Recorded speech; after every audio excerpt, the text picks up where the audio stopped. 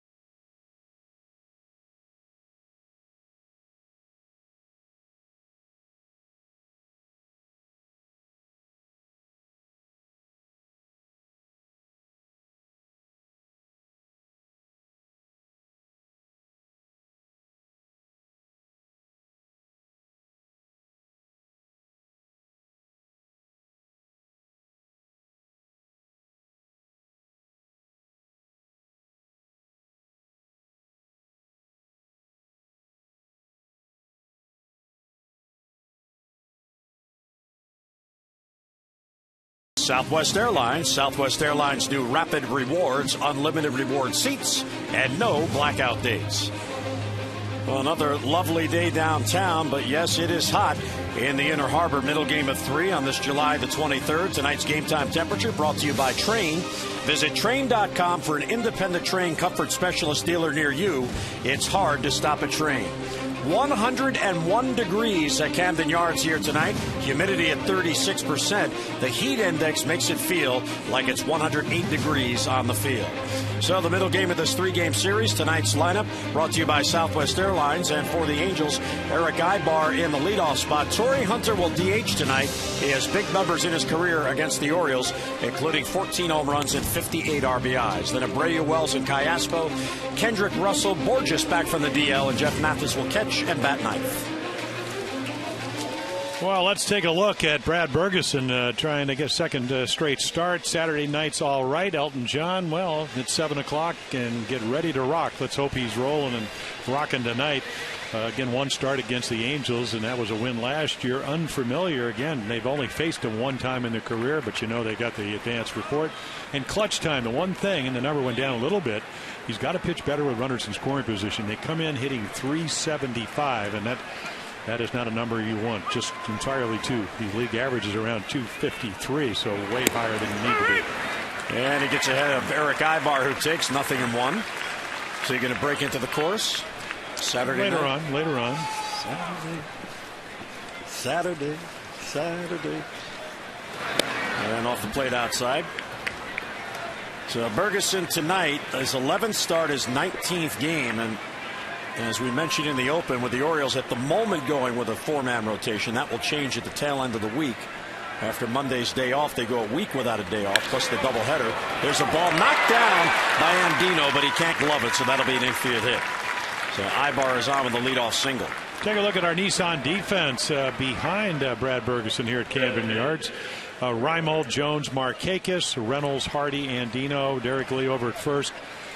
Craig Tatum will do the catching, and again, that's your Nissan lineup. The Nissan's bottom line sales event, and we're laying it all on the line. Visit choosenissan.com or your local dealer today, or even maybe tomorrow. Nice effort by Andino. Again, a lot of it has to do how sharply the ball was hit right on the nose. He couldn't come up with it, and now it becomes a track meet. 20 out of 22. Perfect guy to lead off for him because, you know, high on base percentage for Eric at .382. That just went up. And you have a guy, Torrey Hunter, even though he got a big double last night, can hit the ball to right field. Hard hit ball right to Reynolds at third. He'll go to second one. Andino back to first. And there it goes, 5-4-3 around the horn. The Orioles turn 2 and 2 down in the first inning. Well, this ball is just blistered. And the Maryland Lottery's double play contestant of the game is Dolores Skalowski of Dundalk. For every double play the Orioles turn during tonight's game, Dolores wins $1,000 from the Maryland Lottery. And now you can enter 2 great scratch-offs for a chance to win. To see how you can turn non-winning double play or amazing 8 scratch-offs into cash or amazing Oriole prizes, go to mdlottery.com/double play. You got it. And Dolores is rooting for base runners and a lot of ground balls to be a profitable evening. Well, so 2 balls hit pretty hard. Abreu, as we mentioned, on base machine. Home runs are down. But again, he gets plugged in there every day because he can drive runners in. You can see 95. That's about as that's usually the interstate when it comes to Brad Bergeson, because he usually throws 91 to 92, occasionally 93. Nothing in 2 on Abreu. And he pokes it foul out of way. The one thing, and we have seen it with Jake Arrieta, you know, Simone, of course, has not had that many starts, but Rick Adair, who has come on out of the bullpen to be the pitching coach, there is Jake Arrieta. I got tired just watching his pregame routine today, threw in the bullpen, and then he was going through all kinds of conditioning exercises. But there's Rick Adair. And the one thing they're trying to get Brad Bergeson to do, and we talk about it all the time, his stuff is good enough to win at this level, but he has to make quality pitches. And they feel like, again, the head has to stay a little bit stiller. You can see he usually always turns his head. And when you turn your head, what happens is you turn it right. And then when you turn back, that front side, see, he's trying to keep it a little bit steadier. So, again, down and up. He used to turn it almost all the way, about 180 degrees. And then that front side opens as a gate. Hard to make quality pitches. So really working hard at this level, and that's not easy to change those mechanics. We saw it a little bit in the Red Sox game. I mean, he got an early 2-0 lead, did get hurt on a couple of home runs by Reddick and Saltalamacchia. There's a good changeup, and that's a pitch he couldn't really establish early in the game. So again, this is not quite the same hitting team as the Red Sox there. And when you talk about the Angels, they're 10th in runs, the Red Sox #1. Did he go? Nope. That didn't quite travel far enough. 2-2 on Abreu, 2 outs, the base is empty, and it's outside ball 3. And of course, with Abreu, you know he's got one of the best batting eyes in the history of the game. He's 5th in the league in walks with 61. And one of those hitters, as Jim mentioned last night, if he has 2 strikes, he could care less. He's still going to get a good swing. 3-2 is outside ball 4, and appeal to third. He did not go. So Abreu, with a typical Abreu at bat, he was down 1-2, and he works the walk with 2 men down. Now, you know, Brad Bergeson didn't want to do that because it brings up Vernon Wells with a grand slam last night. Also a soft single to center. So again, they got Vernon Wells because when they lost Kendry Morales, he was their big home run guy in 2009. They were down over 200 runs a game last year. So you get Wells. They thought Morales would be back with the ankle injury. He won't be back till next year. Wells takes a strike. Bergeson 1-6 on the year. His one win was a complete game, and he pitched a shutout at Tampa Bay on May the 14th. And in that game, Jimmy got 13 ground ball outs, which is what Brad is all about. And well, he's supposed to be all about it. When he pitched well in 2009 before the Billy Butler line drive on July 30th, I guess it was. That's what he was about. You know, and then since then, slow start last year, more of a fly ball pitcher. That's not what they want. Establish down and then pitch up. 0-2 pitch, high fly ball, left field. He got a lot of it. Reimold is back on the warning track, and that ball is gone. A 2-out, 2-run home run for Vernon Wells, and the Angels strike early here for a 2-0 lead. Well, we talked about again establishing down 0-2. You know Wells is a high ball hitter, and if you don't, then you haven't listened to the scouting report. But watch this pitch. I mean, look at the target. It's outside middle, but it's up. So again, you know what the intent is, except that Vernon Wells, the reason they got him and the reason they inherited his long contract and very rich contract is just because what we saw. Home runs. And our Dodge Ram Expo brought to you by Ram Trucks. Designed, tested, and proven to be the best trucks we've ever built. Ram. So last night, the Angels scored 6 2-out runs and won 6-1. And they start right up again against Buck Showalter's team with a 2-run, 2-out home run here. And what made it worse is that 8-pitch at bat by Abreu to draw a 2-out walk and keep the inning going. That is the 10th home run allowed by Bergeson on the year.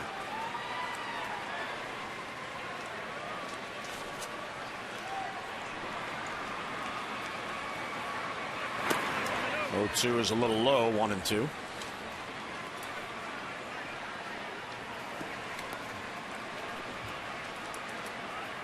It is kind of amazing that you mentioned it. It's 0-2, and instead of maybe bouncing it and trying to get an anxious hitter to chase, it was right there where he could reach it. And Dino to his right has it. He'll get it to first. Callaspo retired. That ends the first, but the Angels strike a 2-run home run. Angels 2, the Orioles are coming to bat.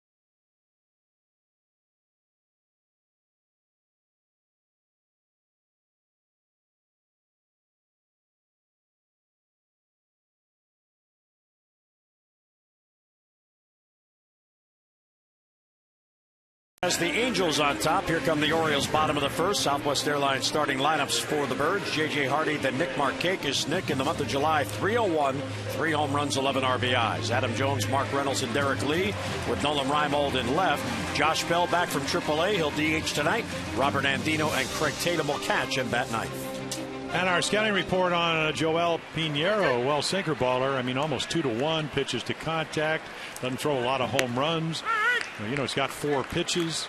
So, again, a veteran, well supported, getting almost 6 runs a game, 5.83. So the Angels certainly getting some early innings. J.J. Hardy with a base hit to begin the bottom of the first inning. Borges over to cut it off. Hardy's trying for 2. Here's the throw. He is out at second base.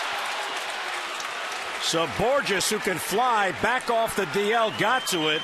And Hardy out easily at second base. So instead of 1 on and none down, there's an out in the first inning. Yeah, well, you could see him. Well, look at him all the way over in right center. Look how far he has to go for this ball. And look how quickly and how accurate the throw is. Nice tag by Howie Kendrick, their all-star, along with Jared Weaver, who started as their pitcher. So, again, I mean, this is what they do better.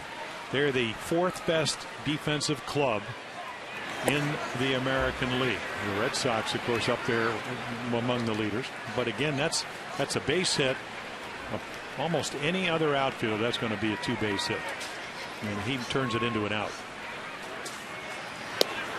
Markakis takes a strike, 1-1 the count. So that is as many outs as Pinheiro got in his first start after the All-Star break, and that was up in Oakland. 4 hits, 8 runs, 7 of them with a home run. I mean, you're going to hit the ball. He doesn't have the kind of stuff that Irvin Santana has. I mean, Santana only struck out 1, but his stuff was overwhelming last night. Command and variety of pitches. Markakis pulls us sharply but foul down the line. And here's what Jim's talking about in terms of hitting against Joel Pinheiro. Tied for the highest batting average against in the league. And again, lefties wear him out. And of course, Markakis is in the lineup. The same with Josh Bell. So there you go. Hard hit ball, but right to Kendrick and 2 men down. So let's take a look at our Nissan defense. And this is part of the Angels, again, with the 2nd best pitching in the American League, right behind Oakland. Wells of Borges. He just gets back off the DL with a hamstring problem. Abreu, he'll play right field tonight. Cayaspo, Ibar, Kendrick, Branyan. Russell over at first base, and then Jeff Mathis, again hitting under 200, but he's a great catch and throw guy. And there's Borges. Adam Jones looking over strike 1.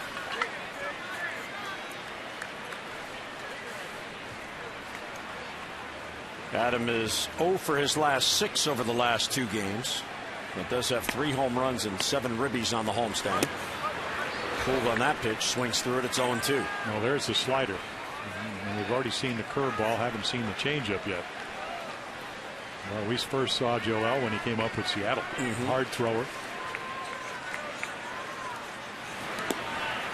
He was drafted by the Mariners in 1997 out of his native Puerto Rico. He made his major league debut in 2000.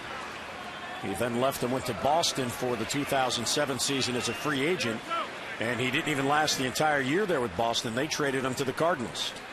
And then he met Dave Duncan. Yep. And resurrected his career, and he translated that into a nice contract with the Angels. Yeah, he went 7-7 in his first year. Dave Duncan, of course, former catcher, actually caught here, 75 and 76. I first saw him when he came up with the A's. But, you know, the one thing about Dave Duncan, or any good pitching coach, Rick Adair would be in this classification. Certainly he doesn't have the experience. Is when you come to their team, they find out what you do best. You know, Mike Butcher has done a terrific job with the Angels. So again, that's why they're in this pennant race in the American League West. So again, when you go with Dave Duncan, he goes 7-7 his first year, but the next year ERA comes down about 1.5 runs a game, and he wins 15 games. Low ERA, 3.5 runs a game, and he becomes more of a pitch to contact guy.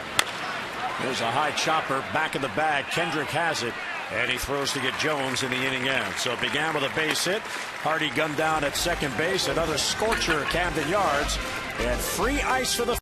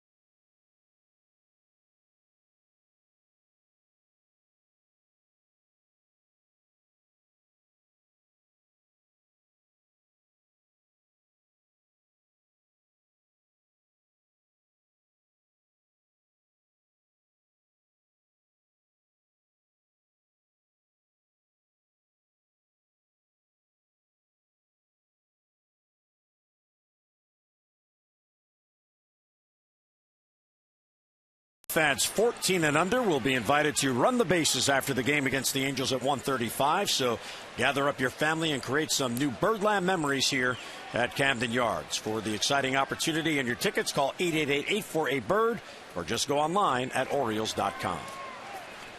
2-0 Angels, top of the second. And Bergeson gets ahead of Kendrick 0-1. Brandon and Borges will follow.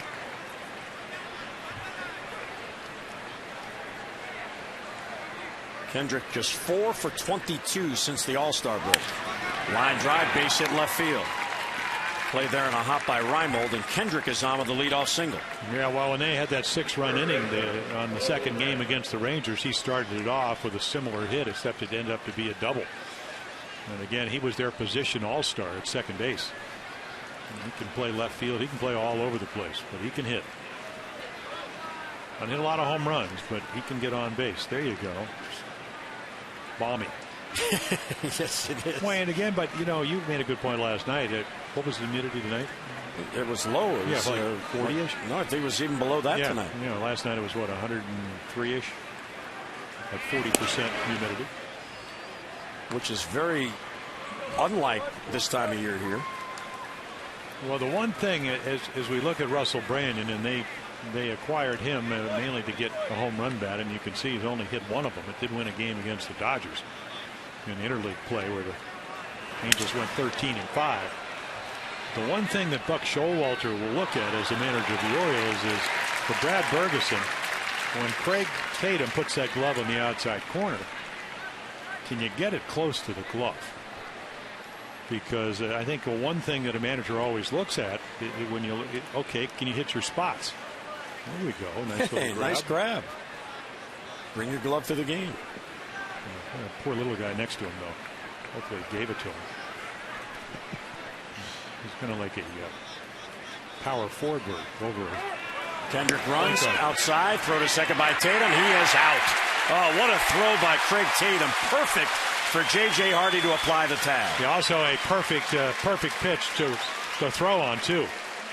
A little change up away. So, again, here we go. They run like demons. This time, you're not a demon. You're an angel. You're out. And, boy, watch this. Right on the money. Apply the tag. And a bouncer hit to Andino. Orioles had the shift on against Brandon. And he's retired and 2 down. So the third ground ball out thrown by Bergeson early on. It's just the one fly ball that hurt him, the home run on an 0-2 pitch. You hope that's your bad pitch. And again, you know, I don't know if I gave up a lot of home runs on 0-2 pitches. I certainly gave up some hits because obviously if you look back at that pitch, and you'll probably see it before this game's over if you're sitting at home, his intent was not to get that much at the plate, but he did. Peter Borges, who takes outside. Borges was out with a right hamstring injury, but returns tonight.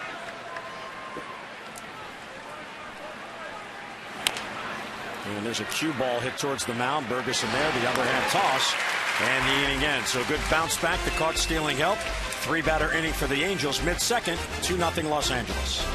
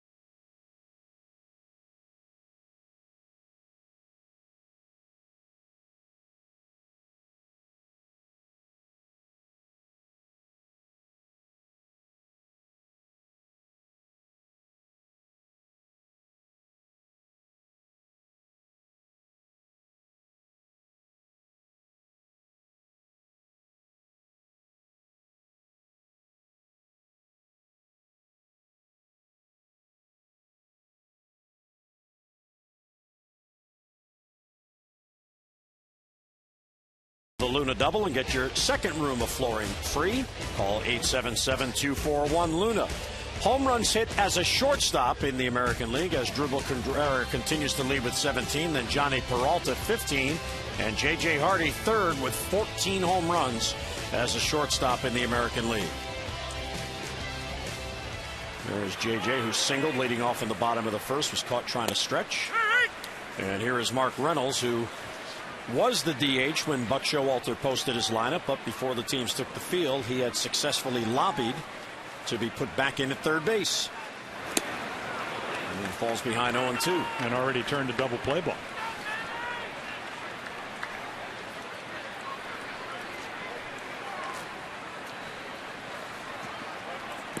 Reynolds is just 5 for 27 on the homestand. And lays off that one. And 1-2. But what he does give you, Jim, is that home run threat every time he steps up. Fewest at-bats per home run since 2009. Mark Reynolds running third. Only Albert Pujols and Jose Bautista hit them with a better frequency. And then Pena, Nelson Cruz behind Reynolds. Yeah, interesting thing. He's only a 176 hitter here at Camden Yards, but he's hit 11 of his 21 home runs. So again, the average not good, but lifetime average coming in at 241, goes up with runners in scoring position historically. But the one thing he does hit home runs. And this one's hit the center field, chasing Borges. Back he goes, and he makes the catch. Boy, that ball hit right at him. He was shading that way and then just turned and ran, and he got it for the out. Well, so Mike Trout, their 19-year-old guy, he takes the night off. He's got this kind of speed right here. Never takes his eye off it, though. And again, a lot of times the ball hit right over your head, which is the case there, is the toughest for a center fielder. You don't know if it is going to knuckle or slice or whatever. Derek Lee takes ball one. Lee was 0 for 4 in the game last night. He's got a home run and 6 ribbies on the homestand. And fouls it back.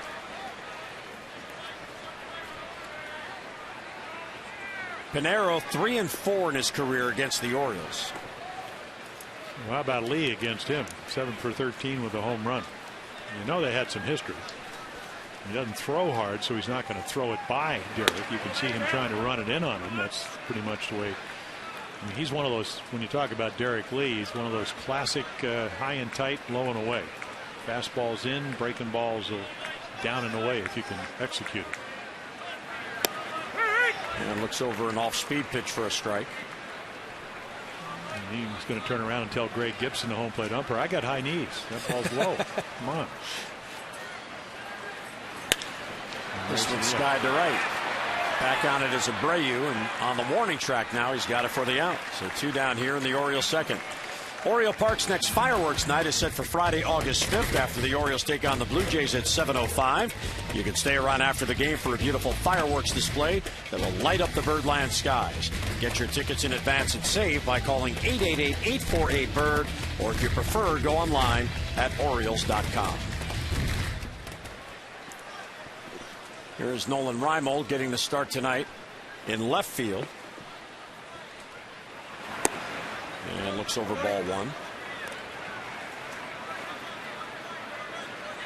Pinero in his career against the AL East is 14 and 24. And Reimold pulls it right down the line. Will it stay fair? That is a foul ball. Reimold hit it hard, but it put back foul.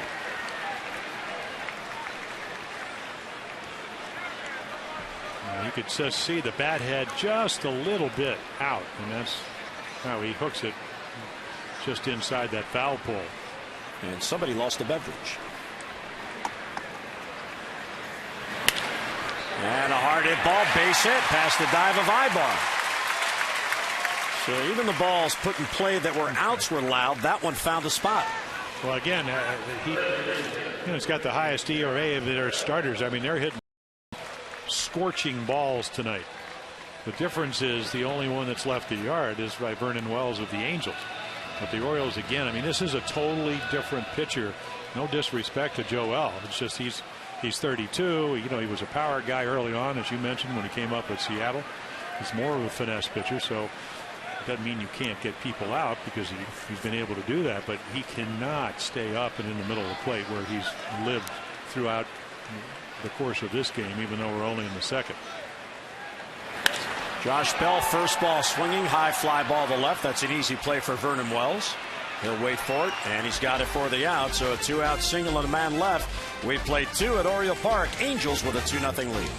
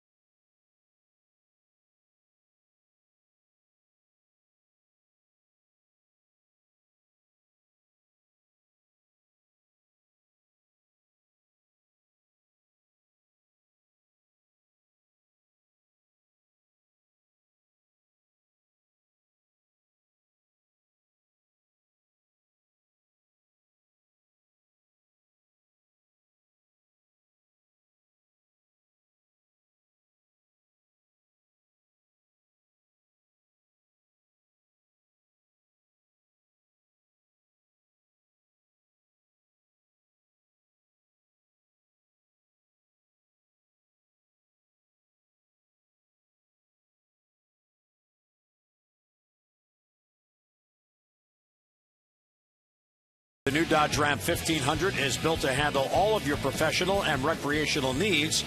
So if you're going to be at the ballpark this weekend, or if you're here tonight, stop by the Ram display and visit your local Dodge dealer to learn more and schedule a test drive. You'll be glad you did.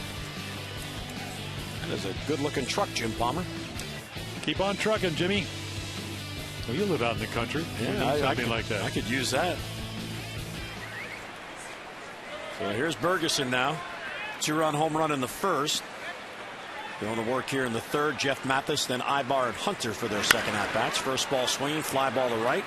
Markakis gets over to it. And on one pitch, one down in the Angels' third inning. Well, you like that. Again, when the temperature is hovering around 100. You like those one pitch, one out. We saw a bunch of those last night. Alfredo Simon pitching for the Orioles. He would eventually get a little bit tired. They would get a couple of runs in the seventh. And then again, Irvin Santana pitched one of his best games of the year. Only one hit going into the eighth inning. Orioles would only get 3 hits on the night. Here's Ibar singled leading off the game. And a breaking ball in there for a strike on 1.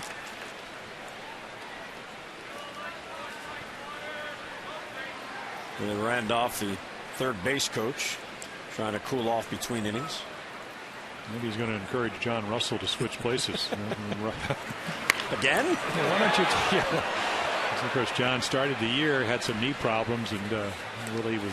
Then he came back, and then he's the bench coach. And Willie's doing hopefully waving him in and around at third base. There's John, former major league catcher. Well, I'll tell you what, if I was a former major league catcher, my knees would hurt too. Yep. There's Matt Wieters getting tonight off after the scorching hot game last night. Even though John Russell is feeling better, so that's a good thing. 0-2 is swept foul by Ibar. Well, again, we'll see if Brad Bergeson. He was interesting. He told me a story when he first came up. Dave Schmidt, who was the minor league pitching instructor and coordinator for years, he said he was the pitching coach, I think maybe in Aberdeen. He said, boy, you got to just pitch guys in. You got to turn those left-handers, move their feet. Well, there were a couple of guys on. The next pitch was a 3-run home run. And Brad said, you sure I have to do that? There's a bloop, and that's going to fall for a base hit. But that's what happens if you never, ever move their feet and make that outside corner, maybe have a little bit different viewpoint. So, again, they're just going to look away, away, away, and that's how you get those little bloopers. And time now for our Unilever game flow. Well, our Unilever game flow is about hard hit balls in this game, one of which found the seats. Vernon Wells with a 2-run home run on an 0-2 pitch in the top of the first has given the Angels their 2-0 lead. And here is Torrey Hunter. Ibar takes off. Throw to second by Tatum. The tag. He is out at second base. Tatum's caught another. He's 2 for 2 on the night. Well, they do not steal. I mean, when Brad Bergeson first came up, Dave Tremblay was the manager. He said he likes him. He feels his position. He's quick to the plate. And then when you have a good thrower, Craig Tatum's on this club right there. I mean, great release, accurate throw with a lot of mustard on it. And you're out. Slow roller towards third. Reynolds has to charge. And the other hand toss to get him. And the inning ends. So 2 caught stealings in the game. Base hit, none left. The tag by Andino at second base gets Ibar. Mid-third, 2-0 Angels.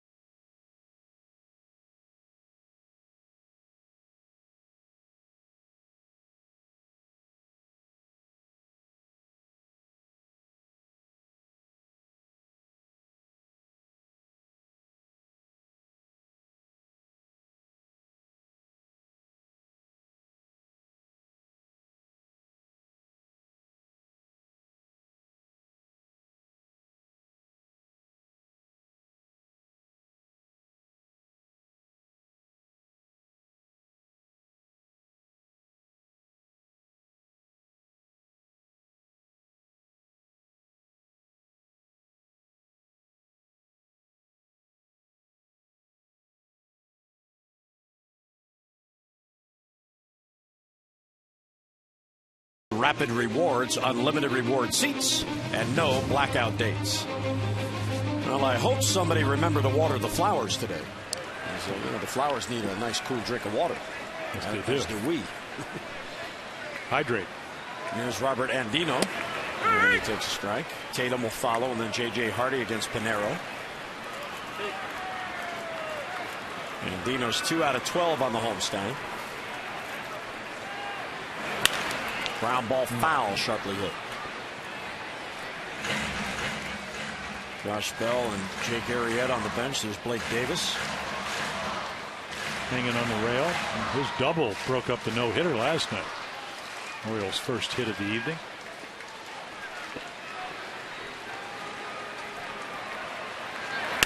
There's a ground ball towards the middle. There's a base hit for Andino. Yep. Well, again, you know what the scouting report on Robert Andino, young hitter, hits lefties against righties, loves the fastball, and then he hangs a slider. And right there, just trying to deflect it. Knew he couldn't catch it. Nobody. And again, you know where, at least if you have experience, you know where your infielders are playing. And you can, the minute the ball is off the bat, you got a pretty good idea whether they're going to be able to get in the way or not. Talking about your middle infielders. That's why he threw the leg out. He knew nobody was there. So again, I mean, not a lot of good pitches from Pinero. We'll see if the Orioles can take advantage of it. Here's Craig Tatum, the number 9 batter. And he looks over a strike, 0-1. And I think you really have to have a good idea. And we saw Craig Tatum do this the other day. He got a little unlucky against the Red Sox and Andrew Miller with the bases loaded via the base on balls. He hit the ball sharply, but you got to have a good idea when you're hitting off a veteran pitcher. You can't look for everything early on. This one's towards the gap in left center field. Falling. There's Vernon Wells. He gets to him. So there's that outfield play. You got a center fielder in left, a center fielder in center, and tonight with Hunter on the bench, you got Abreu in right. They all can go get him. Yeah, he did not get a good jump, but again, his speed. And one thing, when we saw Vernon Wells winning those 3 Gold Gloves up in Toronto as a center fielder, very rarely would ever get a bad jump on the ball. Left field's a little different. I think it's easier to get fooled by the swing, and that might have been the case there.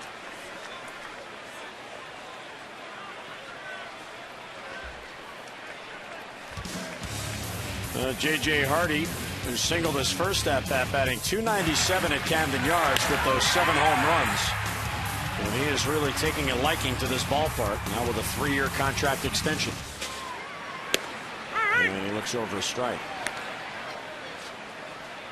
And some other good batting news before the game today is that Vladimir Guerrero did get through BP on the field, and it looks like he'll be able to head to Bowie tomorrow to play in a rehab game. 0-1 is inside. Jim Presley told me by the batting cage that he had Vladimir inside in the tunnel yesterday. They did it again today. He got through that, so he came out on the field. Didn't you win a bet with him? I mean, didn't you I won. Yeah, I won. They have the last round. It's 2 swings, and it's hit him hard, and you have to pick one of the guys. And here were the choices in the group. I felt bad. It was Blake Davis. And then PA, who had a tremendous BP today, and Vladimir. So Jim Presley was the coach, so he got the pick. He picked PA, who had 2 home runs. Vladimir hit 2 moonshots. There's a sign out there, the farthest sign in left center field, right by the O's Extra set. He hit the facade right below that. And I won because Vladimir.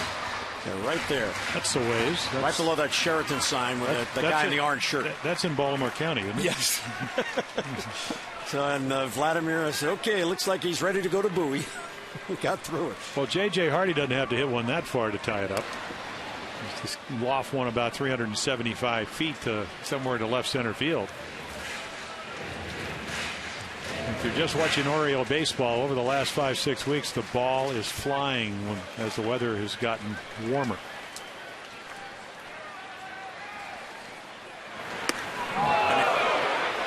Well, that one's inside on J.J. Hardy. Now, I don't think he tries to throw it here. I just think he kind of flies open, and there's the ball running. Very fortunate for him that he didn't hit him. And in a way, fortunate for J.J.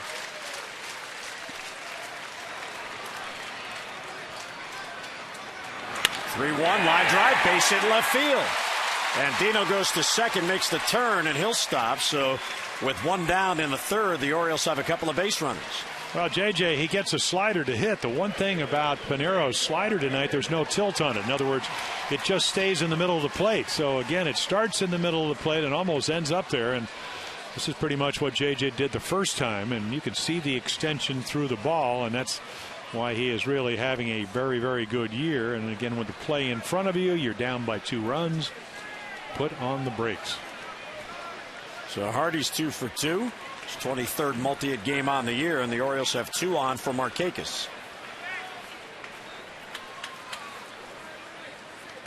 And he takes high, 1-0. With Vladimir heading to Bowie to likely DH tomorrow, Cesar Izturis is at Bowie tonight as he begins his rehab, and Cesar is DHing for the Bay Sox and so far 0 for 2. So a lot going on with the roster. And the 1-0, there's a strike at the outside corner.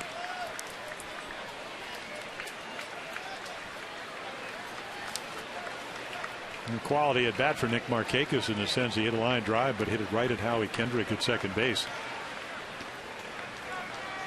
Chance for the Orioles to get on the board here in the 3rd inning. Well, again, it's about making good pitches, and he's not making a whole lot of them, and his velocity probably tops out at 88. Santana last night, whole different story. He was hitting and touching 95 on occasion. And Dino and Hardy on base for Markakis. And he fouls it back. It's certainly, when you look at this defense for the Angels, it's not that it's a bad defense, but it's, and you described it, Abreu playing right field, and Hunter, who won 9 Gold Gloves, on the bench as a DH. And then Trumbo, a youngster, over at first. He's taken the night off, leads all rookies in home runs, and you got Brandon, who's more of a hitter than a defender. So we'll see how that plays out tonight. The 1-2 to Nick is pulled deep and foul. Well, the Angels are 4th in the American League in fielding, and that goes right in hand with how well they pitch. So you encourage your pitchers to throw strikes, which for the most part they do, put it in play, and then let all these guys run down the balls. And their normal outfielder is 3 center fielders, right? Left, center, and right. There's Borges, who already made a great play on Hardy's attempted double back in the first. Well, and as you mentioned last night, how good is Borges? Well, the guy who's won 9 Gold Gloves moved to right field to let him take over in center, and that's Torrey Hunter, who's getting half a day off tonight and DHing. In this hot weather, Nick Scioscia moving that DH around. 1-2 to Nick. Hard hit ball to right at second. Kendrick goes to second. There's Ibar back to first, and a double play, and it ends the threat. So Markakis hit it hard, but right to Kendrick. 2 hits, 1 left. We played 3, 2-0 Angels.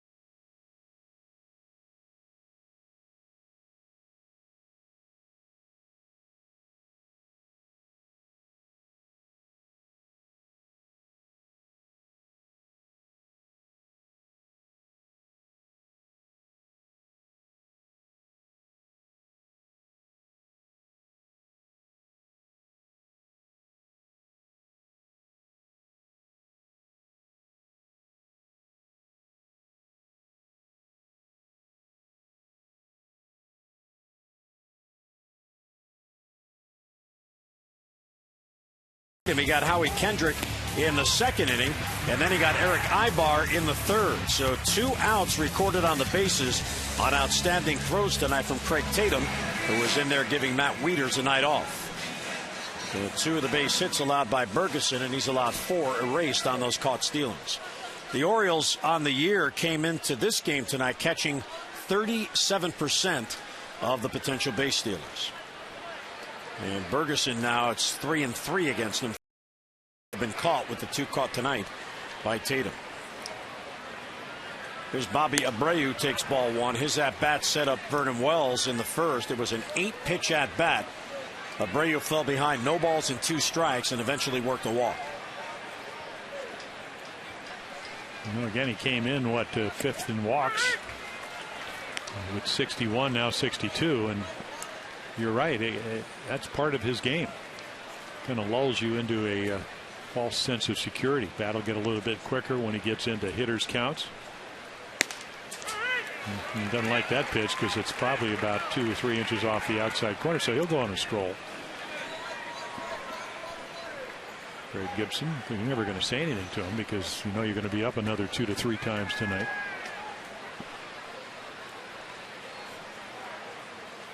One-two pitch is fouled off. Well, he's now walked in his career 1,403 times. So that's better than 2 seasons of plate appearances that he's walked. Kind of like the RBIs. They got 2 behind Roberto Clemente. Now, of course, there you go. And then he's tied with Tony Gwynn, who won 8 batting titles with 26 on the all-time double list. And only since 2000, and this is a pretty important number, since 2000, Albert Pujols is the only guy in the big leagues who's been on base more times. Yeah, Bergeson gets him. One upstairs, foul tip held by Tatum.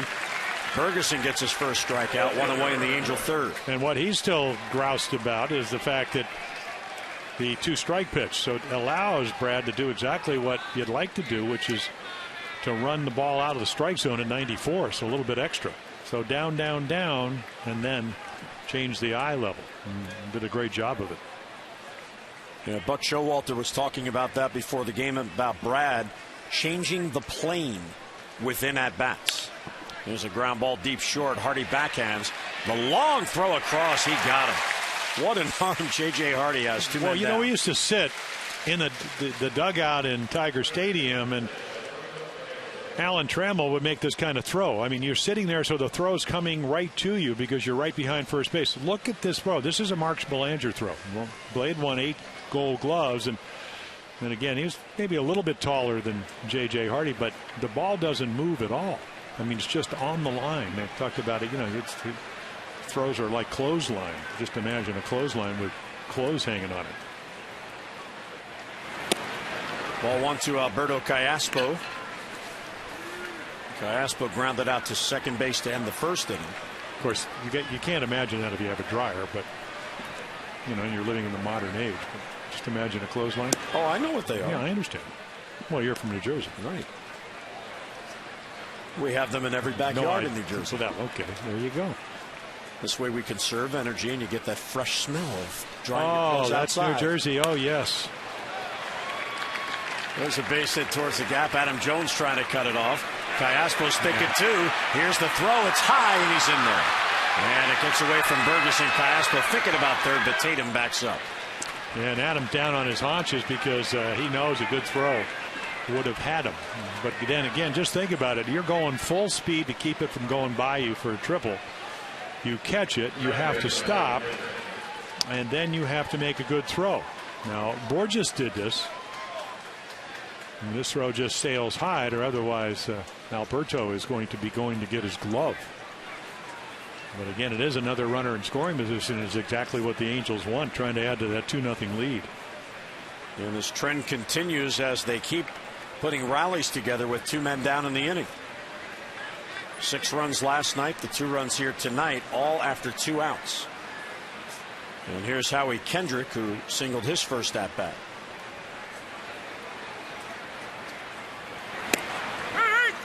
Ferguson gets ahead on 1. So Howie makes the All-Star team as a second baseman, and I turned on the game the other night when they're playing the Rangers in Anaheim, and he's playing left field. I said, how'd that happen? He said, oh, they called me in. I thought I got traded. Thought I was going to work on my bunting. The next thing they said, you ever play left field? He said, yeah, high school. He said, well, you're playing left field tonight. He said, well, why not? He said, I will do anything to help this team win except catch. Leave that up to Mike Sosik. Yep. And he caught in the big leagues for what, 19 years? There's a ball hit slowly towards first. Lee has it. He'll go to the base unassisted. And Ferguson gets out of it. So the 2-out double, a man left. Yep, kids, everybody in the sprinklers on a hot summer night.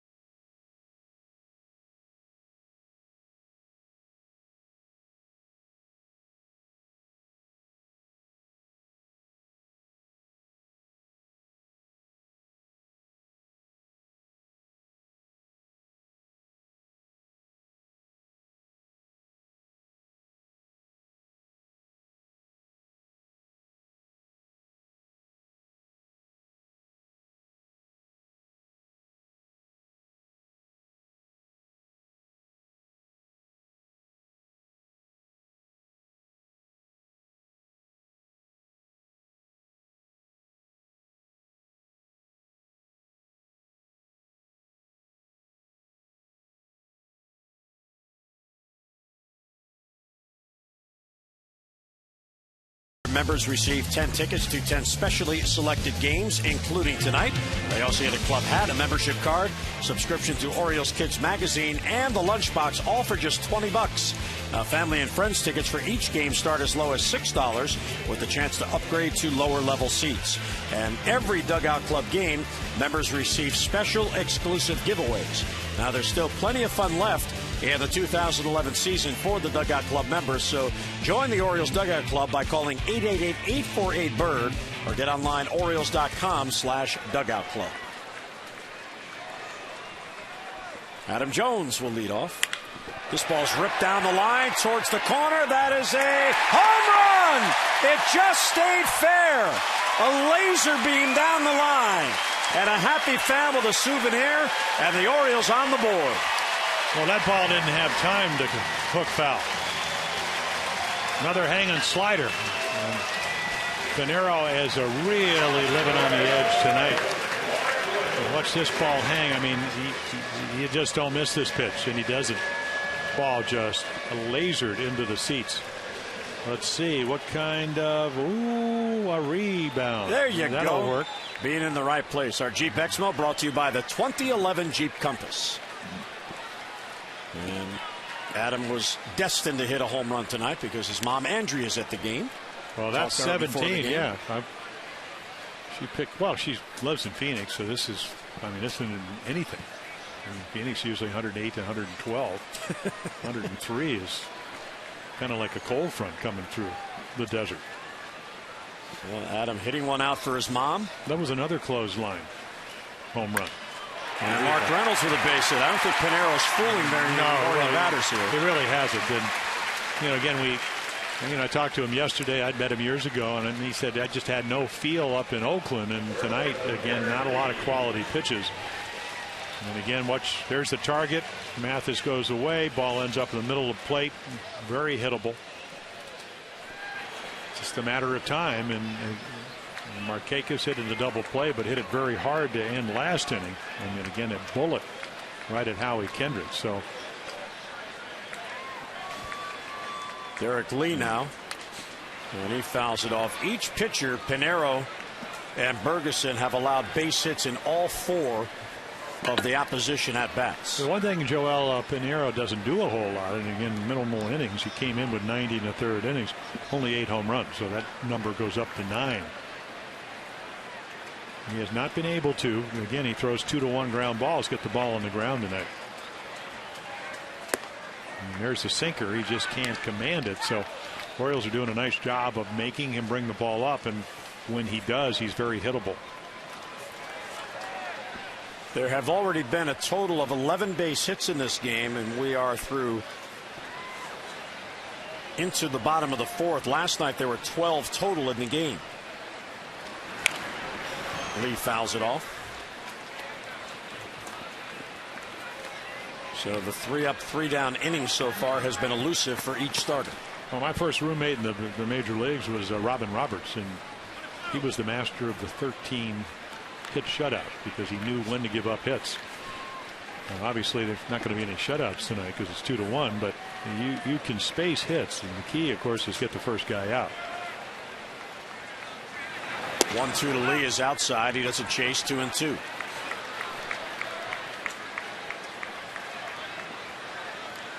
Derek has 6 RBIs on the homestand. Pinero now 32 years old. He has 102 big league wins.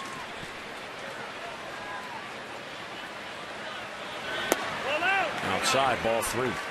Again, trying to nibble on that outside corner, and he can't quite get the ball over the plate or get it high enough.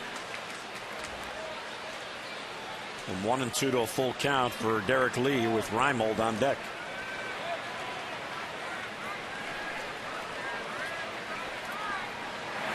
And a base hit to center field. That one was up in the strike zone. And Derek Lee all over it. So 3 straight hits in the inning And the Orioles have 2 on with none out. This date in baseball history brought to you by Verizon Fios. Switch to Fios, a network ahead. To learn more, visit fios.com/getfios. Well, 1962, Jackie Robinson became the first African-American inductee to the Baseball Hall of Fame. 76, Reggie Jackson of the Orioles tied the record, a home run in his 6th consecutive game. And then in 2009, Mark Burley of the White Sox tossed the 18th perfect game in Major League history, all on July the 23rd, this date in baseball history. You were watching a documentary on Reggie before the game. Yes. And your eyes were glued to the home runs. Well, he did hit a lot of them. 546, I think, lifetime home runs. Hopefully I will see Reggie Rue tomorrow in Cooperstown. Going up for the Robbie Alomar, Bert Blyleven, Pat Gillick induction. Also, Roland Heeman will be getting an award. The Buck O'Neill Award.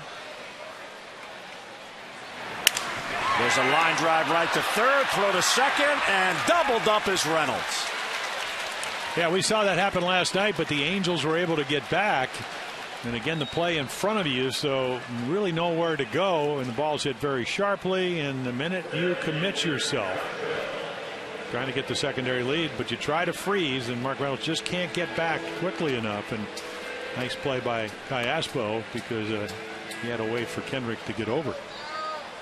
So another hanging slider. I mean, the master of the hanging slider. And the one thing that Pinheiro cannot do tonight is get on top of that slider, so it is flat as the way the earth used to be. Josh Bell looks over ball 1, so an out made on the bases and 2 double plays the Orioles now have hit into on the night. Mark Showalter talking with Mark Reynolds. And it's inside, 2-0. We saw Josh Bell, right out of the minor leagues again. Came up a couple of days ago and came back because of Luke Scott going on the DL. He got a base hit the other night hitting right-handed. But first time out tonight, swung at the first pitch, and it wasn't a real good pitch to swing at. Lazy fly ball to left field. And now all of a sudden he's got himself into a hitter's count.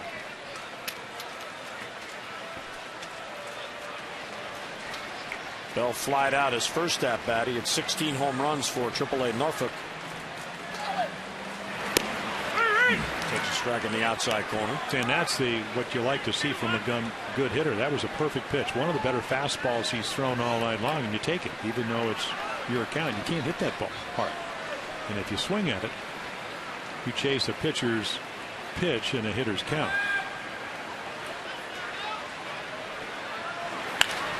Fouls it back the other way.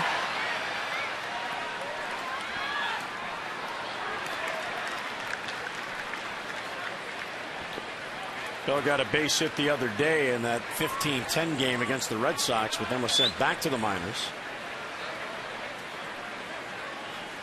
And now back here with Luke Scott back on the disabled list. Bell taking Luke's roster spot. And a high fly ball to center field, chasing Borges, but he'll get back on it. And he puts it away for the out. So the leadoff home run by Adam Jones gets the Orioles on the board, but the Orioles miss a chance to draw even. For Adam, his 17th on the year. It's a 2-1 game.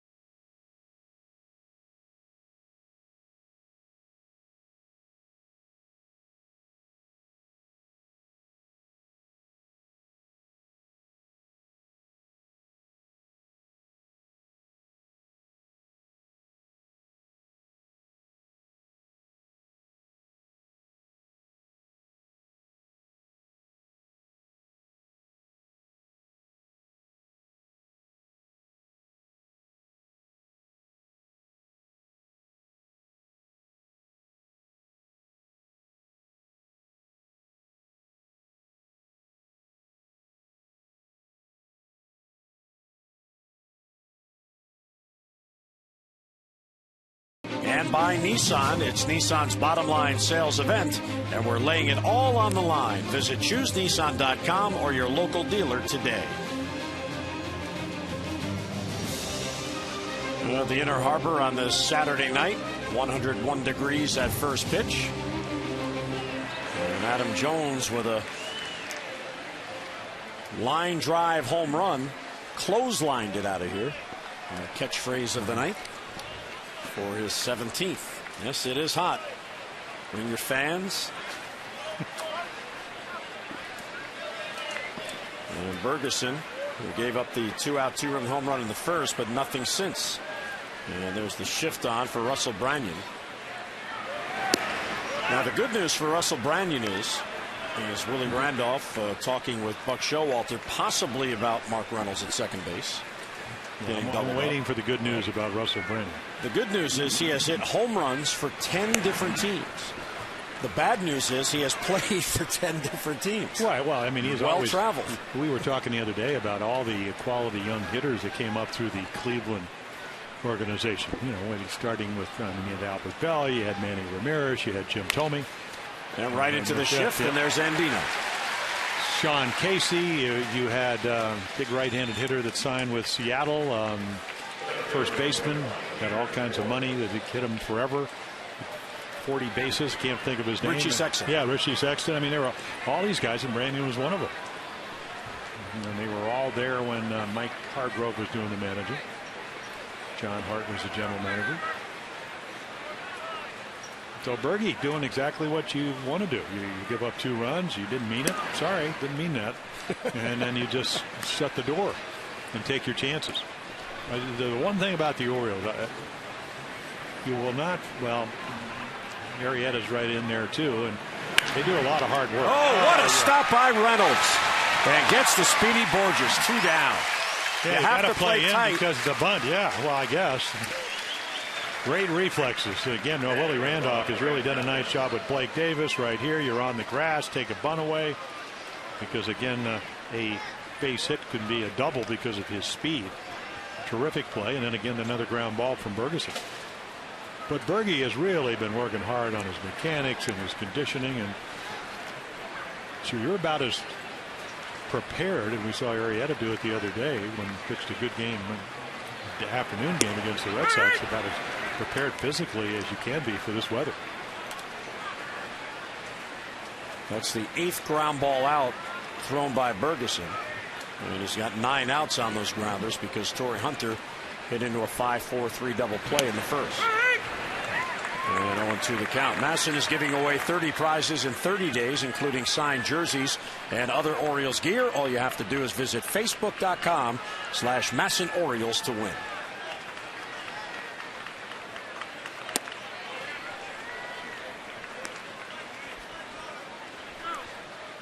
The 1-2 on Mathis, the number 9 batter.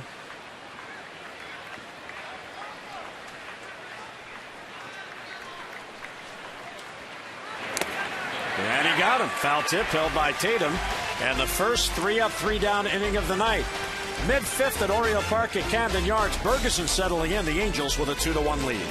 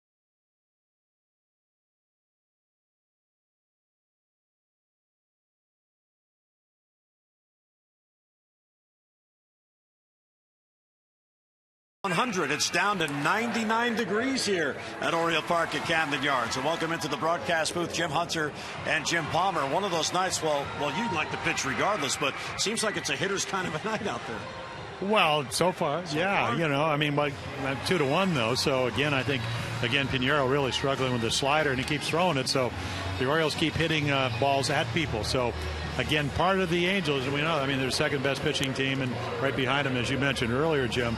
It's about the one thing about him, he's not walking guys. Maybe he should pitch around some people. It's just a matter of time. And then Ferguson has settled down since the 2-run home run with Vernon Wells. Yeah, he's done a real good job, because here you have 2 outs, nobody on. You walk a batter, give up an 0-2 home run. Instead of going the other way, he really has settled down, even with base runners in 4 of the 5 innings. Well, you know, it wasn't like it was 2-0. It was 0-2, 2 strikes. So he just didn't make a quality pitch. And we saw Wells hit a grand slam last night. So he's got home runs in back-to-back games.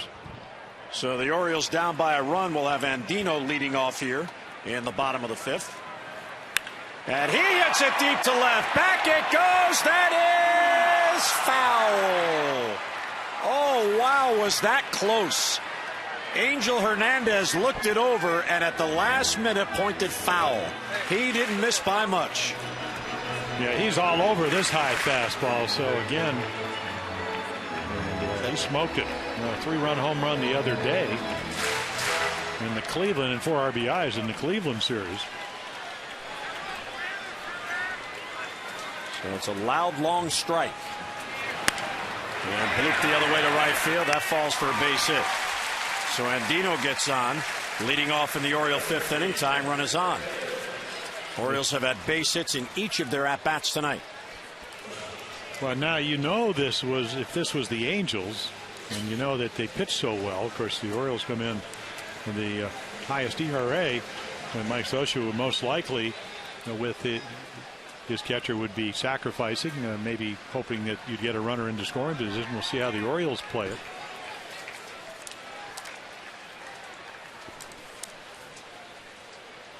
Greg Tatum, the number 9 batter, is going to swing away, and it's a ground ball past the dive of the third baseman Callaspo. There's a base hit.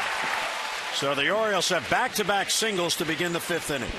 And the fact that they may have bunted, and again, that's what they do. Watch where he's playing. I mean, normally you would play a guy like Craig Tatum back about 3 or 4 steps, and this is a double play ball. So again, they take advantage of the possibility that they may bunt, and Tatum hits it right by him. Another slider that gets hit hard.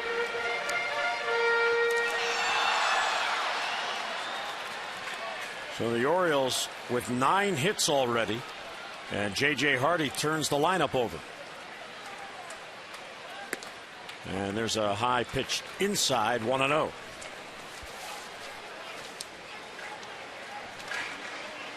Hardy's got a 2-hit night going.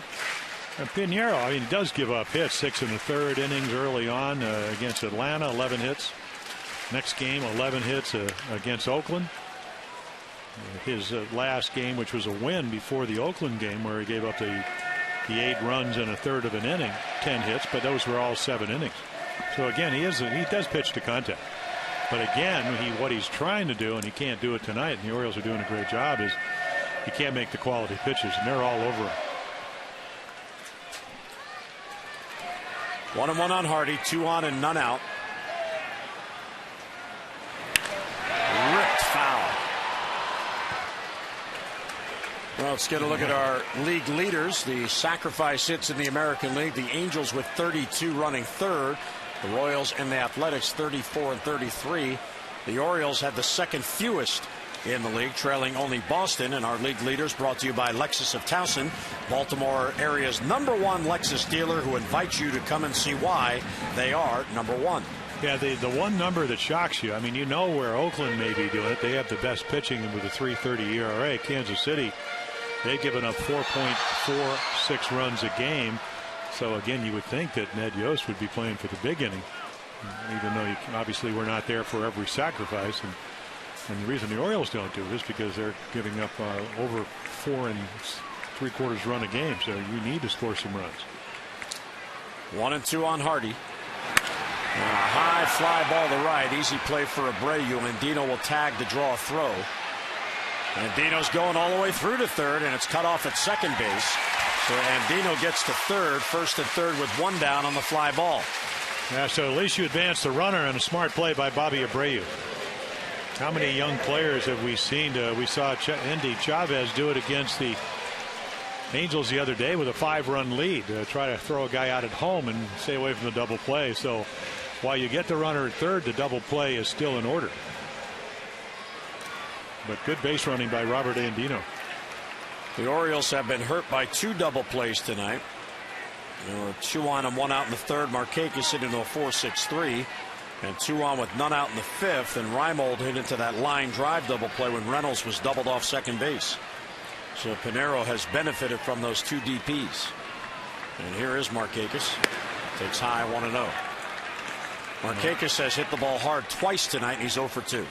Yeah, this is a good matchup. As we mentioned, Nick's struggling a little bit, I guess, if you could say that. I mean, his average still at 287. It's come down since, what, I think 298 is the highest he was. But again, the Red Sox, they tried to throw the ball by him. Pinero can't do that. Doesn't have the kind of velocity. There's a strike taken at the knees, 1-1. So in my mind, Nick all of a sudden becomes a guy that can drive the ball.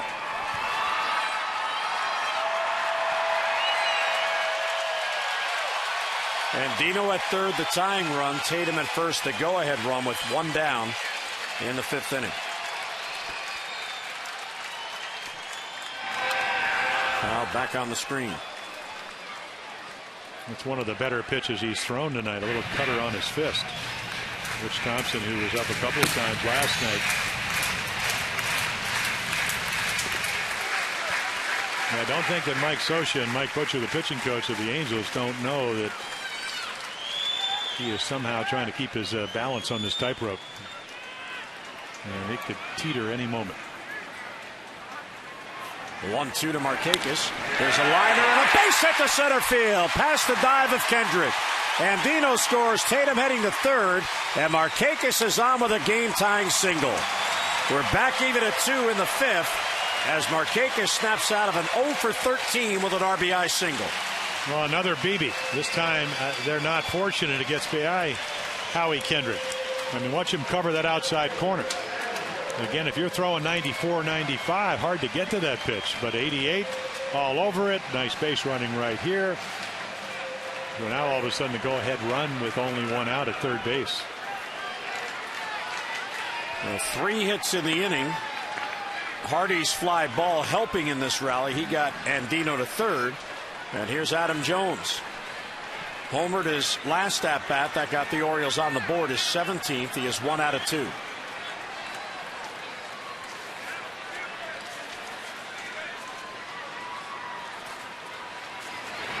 And he lays off one high, 1-0.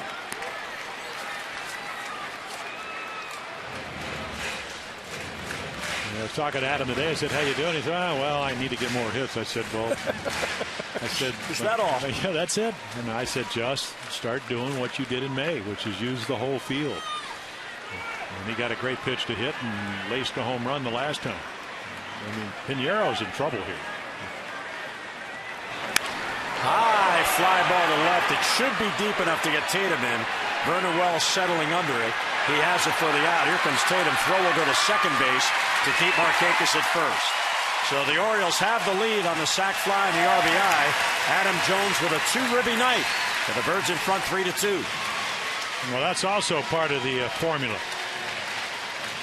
Getting the guy to third, Tatum going all the way to third on the base hit by Markakis allows you to hit a fly ball and get a sacrifice fly. That's what we certainly talk about, situational hitting.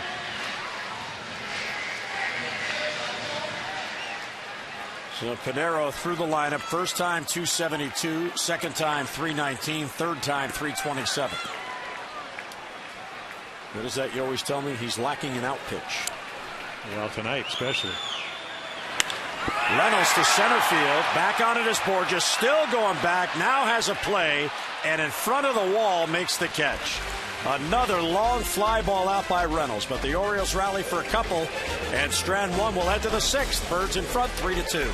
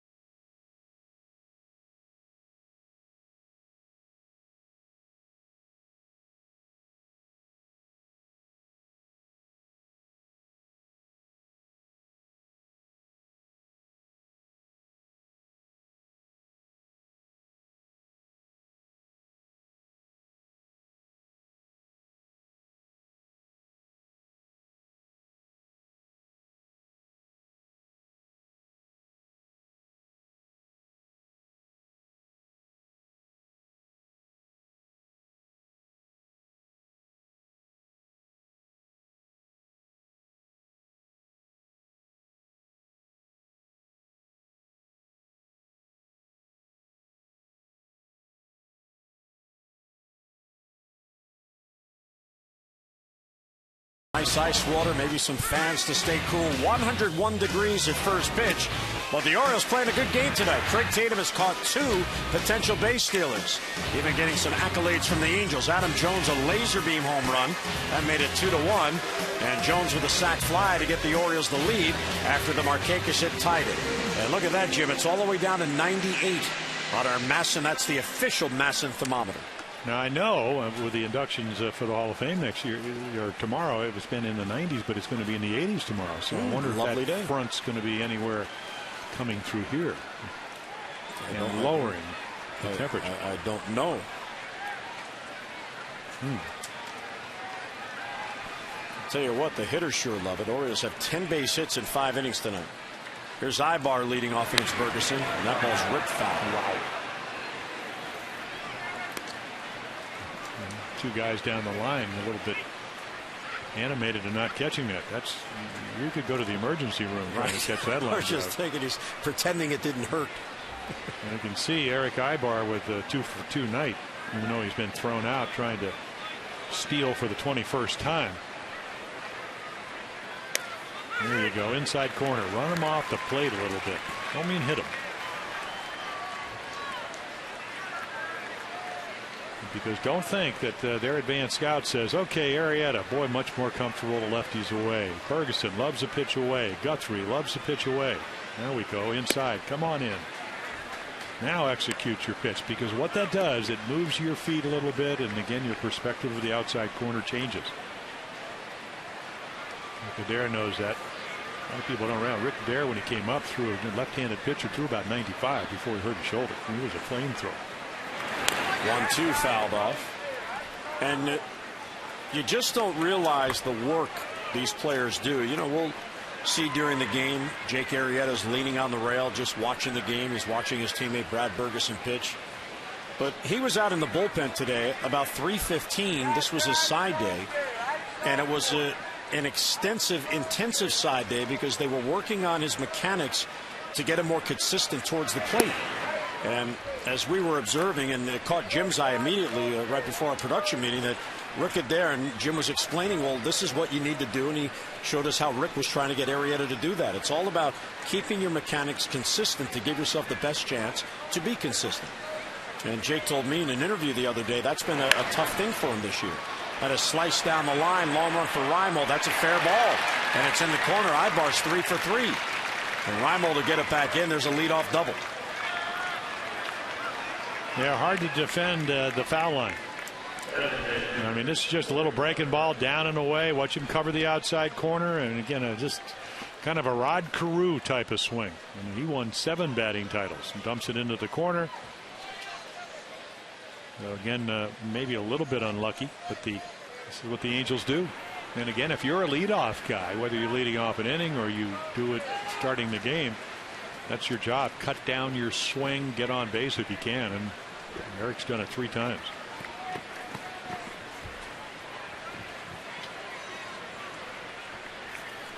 So the tying run in scoring position leading off in the 6th. Ferguson looking for a shutdown inning after his team got him the lead. Here's Torrey Hunter.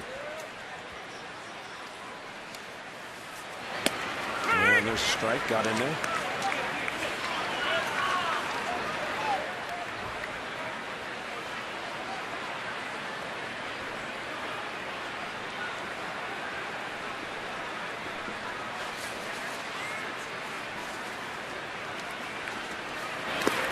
You know, there's an interesting alignment here in the infield, and it could affect Robert Andino. Torrey Hunter, you know, is going to somehow try to get Ibar to third. But because there's a right-handed batter up, the second base umpire, Lance Barrett, is standing almost in front of Andino's view towards the plate. And he's trying to keep the runner close, but as he goes back to position, he ends up right behind the umpire. Yeah, there was no intentions at all trying to hit the ball to the right side. Again, if you look at Torrey Hunter, he's never been your prototypical number 2 hitter. I mean, he always hits 3rd, 4th, 5th. He's a home run guy. But again, he made no effort to hit the ball the other way. Well, there's Barrett, and Andino trying to keep him close. Nice block by Tatum. Yep. You know, Matt Wieters is awfully good, maybe as good as I've seen. And right here, watch this. Slides out there, centers the ball, tries to get the glove, and if not the glove, the chest protector and your body in front of it. Those are the little plays that make a big difference in a one-run game.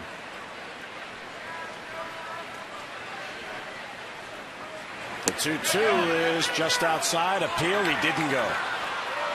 Todd Tishner saying he checked in time. Well, an awfully good slider, and again, we'll see from this angle right here. Did he go far enough?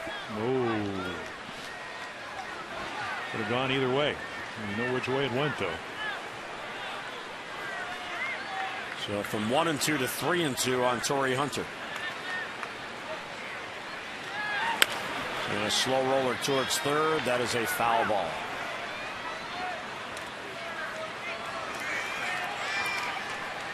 Ibar will get back to second base. His leadoff double here in the sixth.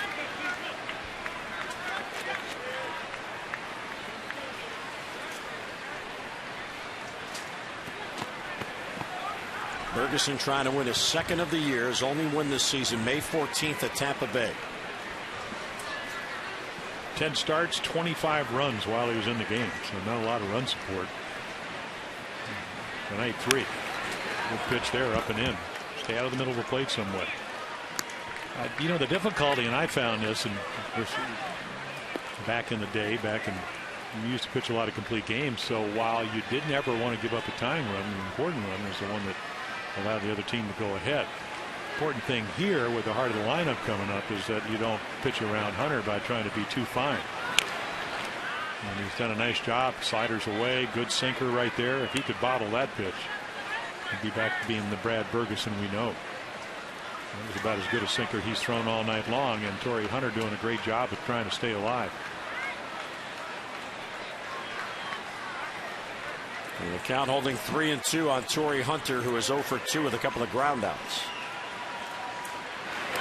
And he walked him. So there goes your potential go-ahead run. And part of it is because he just would not chase and swing through good pitches. And Brad made a bunch of them.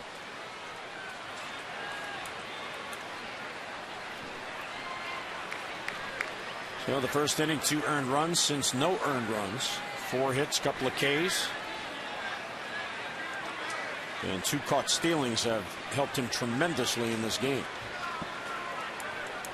So here's Abreu. What that walk does do, even though as Jim mentions he puts the go-ahead run on, it sets up a double play. There's a strike in the outside corner, and Abreu is having all kinds of disagreements with Greg Gibson.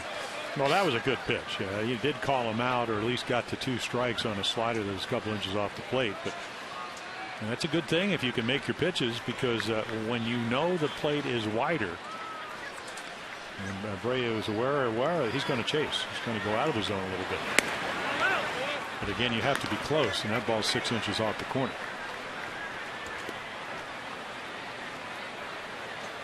And this is when, if you're a starting pitcher, you have to just kind of calm down, back off a little bit, and relax as much as you can. Late on that swing, 1-2. Well, see, again, that's that outside corner that's been established by the home plate umpire. We hardly ever, unless you get to 2 strikes, see Bobby Abreu swinging a ball. And again, you know, to Brad Bergeson's credit, that was a terrific fastball. Great late life, ran about 2, 3, 4 inches. Abreu drew a walk in 8-pitch at bat in the first, and then struck out in the 4th on a high fastball. And he got him again. Down on strikes goes Abreu. Strikeout number 3 and a huge out, 1 away in the 6th. Well, here's your backdoor slider, bringing around the outside corner. It doesn't break a lot, but it just stays right on that outside corner. Abreu says, I'm not getting called out with a bat on my shoulder, and swings right through it. Great pitch.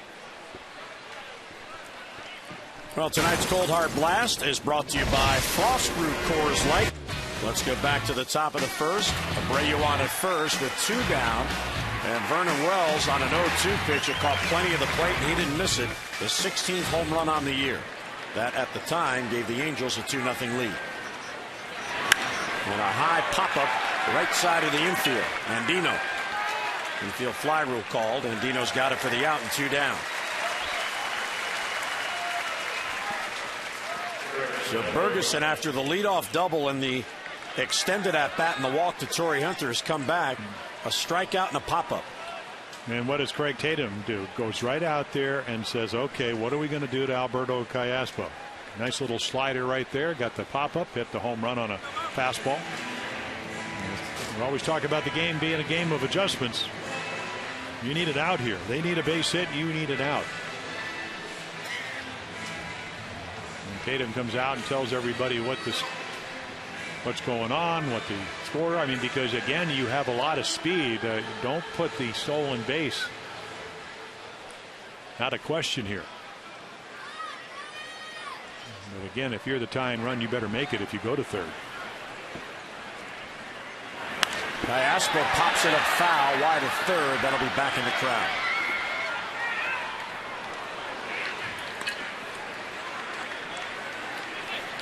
Alberto, nice hitter. Again, there's a look at those numbers. 288 on the year, but with 2 outs. Those pretty special numbers. He's had an interesting career, Jim. He's from Venezuela, signed with the Angels in 2001 as a teenager, but then they traded him away as a minor leaguer. He went to Arizona. Arizona then traded him to Kansas City, and the Royals eventually traded him back to the Angels, where he began his career. So he had to go away to get established to go back. Well, what they wanted after Kenry Morales with the broken ankle, what they wanted is somebody that could play third base, with Figgins going to Seattle and also could be a switch hitter. And again, who do you want to face? Do you want to face the all-star waiting on deck, or do you want to face Callaspo? And I think at this point in the game, I mean, you have to make your pitch. You cannot give in to the hitter. Stay out of the middle of the plate.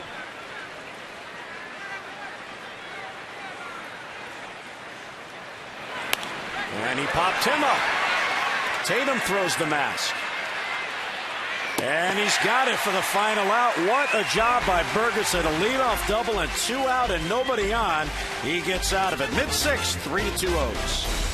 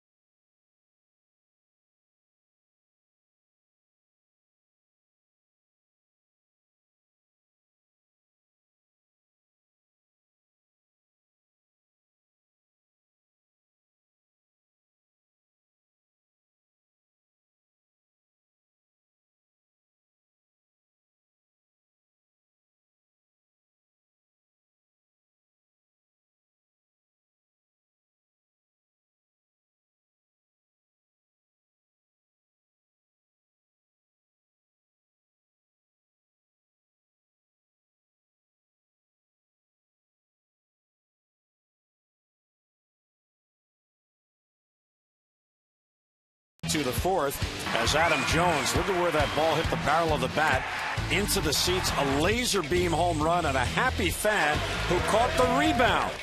Coors Light Freeze Cam brought to you by Frost Brewed Coors Light. Actually, they call that a frozen rope. On the clothesline. That's right. In New Jersey. Here's Derek Lee. And he takes low. A freezed rope. Freezed rope. No, freeze cam, freeze rope. Right. Freezed. I like how you a couple 3 Z's. That ball was hit so hard. It was fouled off. Little movement right there, yeah. Well, the one thing about Joel Pinheiro, you get a guy that's a veteran at 32, doesn't have his best stuff. Somehow he has managed to get into the 6th inning. Still very much in this game. Off-speed pitch of some kind is low, 2-1.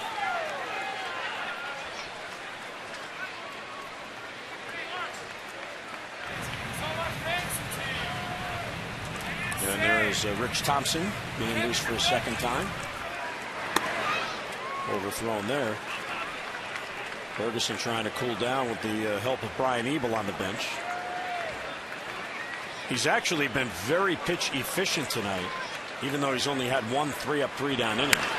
As Lee fouls it off. 80 pitches to get through 6 innings. Brian Ebel told the funny. You got a lead. Get it? Yep. Funny. He's pitched great. Don't look now. Don't look at the scoreboard. You're ahead. Ground ball towards short. There's Guy Bar. Lee's retired, one away in the Orioles 6. Time now for our AT&T Mobility Trivia Fact. And fact number 1 coming up. Cal Ripken Jr. broke the consecutive games played record for Major League Baseball on September the 6th of 1995. The record 21-31 game passing Lou Gehrig's mark happened against the Angels here at Oriole Park at Camden Yards, and that made it official when the digit number 1 came down. Sellout crowd at Oriole Park, and against the Angels in that game. And future Hall of Famer. The ball's bounced foul off the bat of Reimold.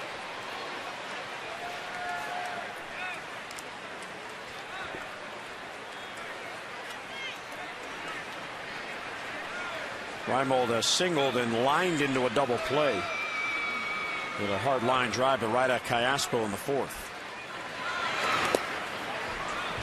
1-2 as he lays off.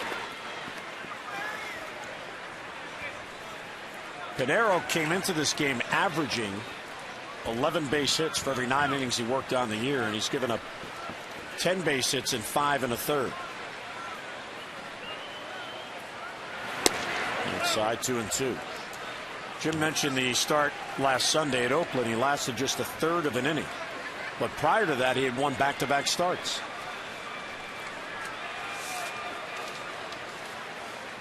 2-2 to Reimold is bounced. A fair ball down the line, and somehow it got into the glove of Callaspo. And Reimold hits to second base with a 1-out double. Yeah, I think that ball stayed down, Jim, because if it doesn't, and we saw him do this in the Texas series, he knocked it down. He did it last night again.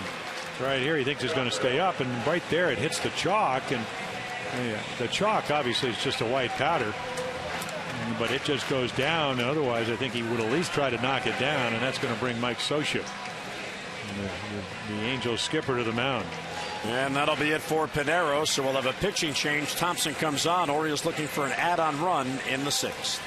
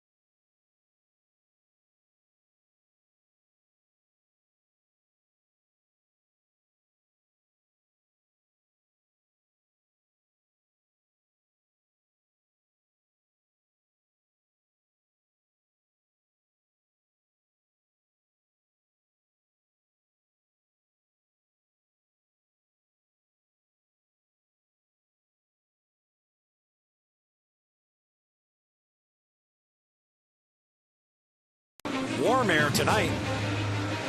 Look, somebody did water the flowers. Look how nice they look. So Joel Pinero goes 5 1/3. He's allowed 3 runs. Responsible for Reimold at second on 11 base hits. No walks, no strikeouts. And here's Thompson. Out of Australia, so he comes on. He's kind of their long man, and he's done a nice job. 40 strikeouts in his last 30 innings pitched. 2 2/3 innings on Tuesday in the Texas Rangers series. So he comes on again in a limited service last year. Again, a guy out of Australia that did a little bit of starting in the minor leagues, finally to the big leagues. So Reimold at second with 1 down. The Orioles looking to add to their lead. And here's Josh Bell back up from AAA to take the roster spot of Luke Scott.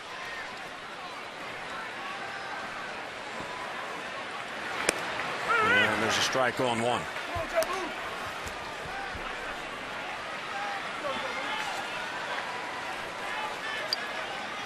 So Pinero somehow 11 base hits, 1 home run. It was a solo that helped him out.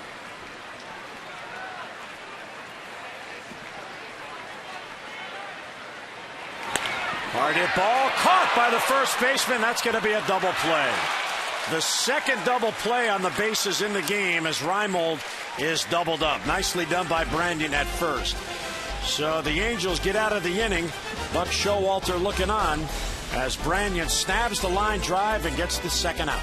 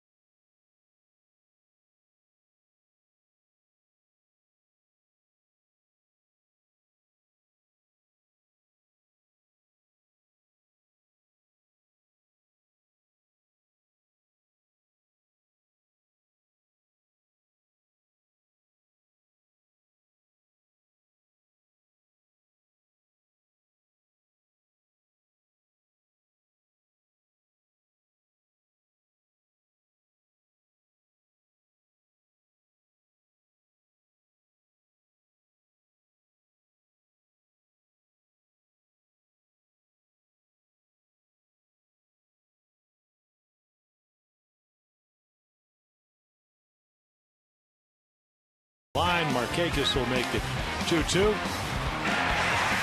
Line drive into center field, and Dino, who had singled, scores, and then a sacrifice fly. Orioles take a 3-2 lead. Again, the Wells with home runs back-to-back games. Adam Jones, the solo in the 4th, and then Brad Bergeson a chance to win his 2nd game as Jim Johnson will come on, who has been very well. Save on Tuesday against the Red Sox, had his first save of the game. So again, there are the numbers glowing, and again those save opportunities coming as a setup guy in hold situations. Kendrick a bunt. It's a beauty. Reynolds will never get him, and he just picks up the baseball. So Reynolds playing deep, and Howie Kendrick. That's smart baseball, folks. So the tying run is on, leading off in the 7th. Well, you pitch as well as almost anybody. I mean, a few ticks behind Oakland, and then you run the bases like demons. You play the game smart. That is what the Angels about. They give you the bunt, you take it. He doesn't hit a lot of home runs. Doesn't mean he wouldn't like to have walked up and hit one, but I mean, we're talking percentage baseball, and if you're going to play for the Angels, and hopefully we'll see this down the road with the Orioles, I mean, that's what you do. They give you the bunt, you take it. Smart. I mean, it's just the way you play the game. And by getting on, you set up the hole, and you have a chance. With Johnson just coming out of the bullpen as good as he is, still with a home run guy there. Ooh, this is a little bit different. Branyan showed bunt, maybe just to try to get the Orioles defense to move. They're in the somewhat shift. And Reynolds did move over and in towards the grass. The runner on at first. Hardy has to stay on the second base side of the bag. And a good changeup right there. Bottom falls out of it.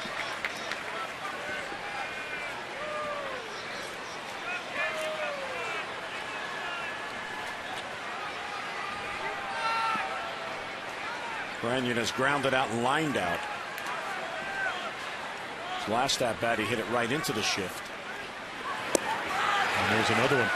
Mike Butcher, the pitching coach for the Angels, said, boy, we were like Jim Johnson. I said, what's not to like? A lot of scouts have said it's amazing that he can throw as hard as he does and get the movement he gets on it. And we saw that in that save situation against the Red Sox. Ellsbury hit a ground ball and a ball that sunk about 6 to 8 inches. 96 miles per hour. There's ground another ball to second, double play ball. And Dino to Hardy, back to first, and there's a double play. Well, that's what Jim Johnson brings to the table, the ability to throw the sinker. And the Orioles turn 2, and we send our congratulations to Dolores Skalski from Dundalk. She has just won another $1,000 for the Maryland Lottery double play contest. Second double play turn by the Birds in this game.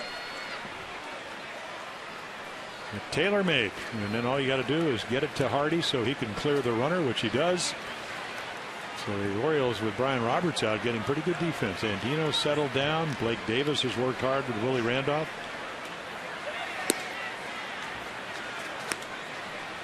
Interesting to see what the Orioles do when Cesar Torres comes back. He's now rehabbing at Bowie. The utility infielder. There's Blake Davis on the bench. There's a bounce to the second. Andino turns and gets it to get the hustling Borges. And the inning ends. So an infield hit, but none left. 7th inning stretch brought to you by Jack Daniel's Tennessee Honey. Fly straight.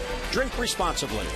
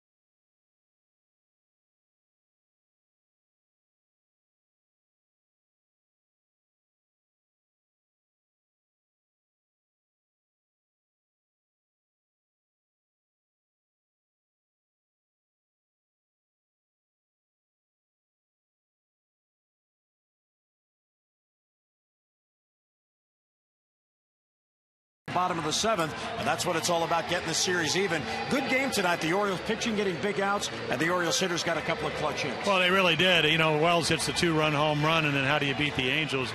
Second best pitching staff in the American League. You got to outpitch them, and tonight, so far, they've been able to do that. And again, Jim Johnson, I would imagine, well, we'll see. Maybe he'll pitch the 8th inning, and then Greg, who gave up the grand slam, might have a chance to redeem himself tonight if we have a save situation.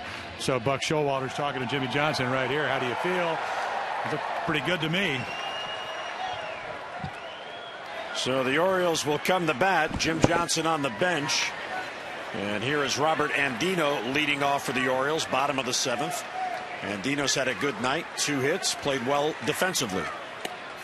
And Thompson gets a breaking ball in there for a strike, and it's 0-1. Tatum will follow, and then J.J. Hardy. Thompson got Josh Bell to hit the line drive that Branyan gloved, and then doubled up Reimold at second base. And not exactly tailor-made double play. Andino to center field and deep. Borges is back at the wall. He makes the catch. Well, not only does he make the catch, Jim, anything in the ballpark, and we saw Mike Trout do it last night, I mean, they have some guys that just can make somewhat difficult plays look routine. And again, tremendous jump, knows where the fence is, under control. Took one look right there at the fence. Now he's on the warning track. And then again, just kind of softly into the wall. Again, most guys don't go back as well as they come in. I think Borges might be an exception to that. That's the way Paul Blair used to be. Craig Tatum takes ball one. Breaking ball misses. Because Blair won 8 gold gloves. And Tatum 1 out of 2. And he scored the go-ahead run on the Jones sac fly. Pop foul out of play. That's back in the crowd. So Rich Thompson's come in, line drive for a double play, a rocket to Branyan, and then a ball, what, about 405 feet. That's correct. 2 batters, 2 outs. Yeah, Buck Showalter's going to probably talk to the fellows about the base running. You're trying to be aggressive. It's that fine line. You're trying to be aggressive with a secondary lead, but 2 line drives caught by fielders have resulted in double plays, doubling off base runners.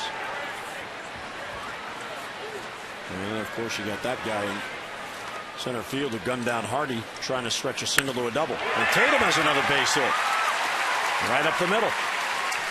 So a 1-out base runner for the Orioles. Well, you can gather up your group and enjoy Oriole Park's newest fan destination. That, of course, is the Miller Lite Flight Deck. For one low price, you'll enjoy a fun, casual atmosphere with bar-like seating and a great view of the game. Plus, everyone in your group will receive a food and beverage voucher to use throughout the ballpark. For more on the Miller Lite Flight Deck, call 888-848-BIRD or visit Orioles.com. And the Miller Lite's on ice. It's a beautiful thing on a summer night at the ballpark. J.J. Hardy takes ball one. Saturday night's all right. Remember that so far for the O's. You promised to sing. You got 2.5 more innings. I didn't know. Horacio Ramirez just called up. One of the 3 lefties you mentioned last night.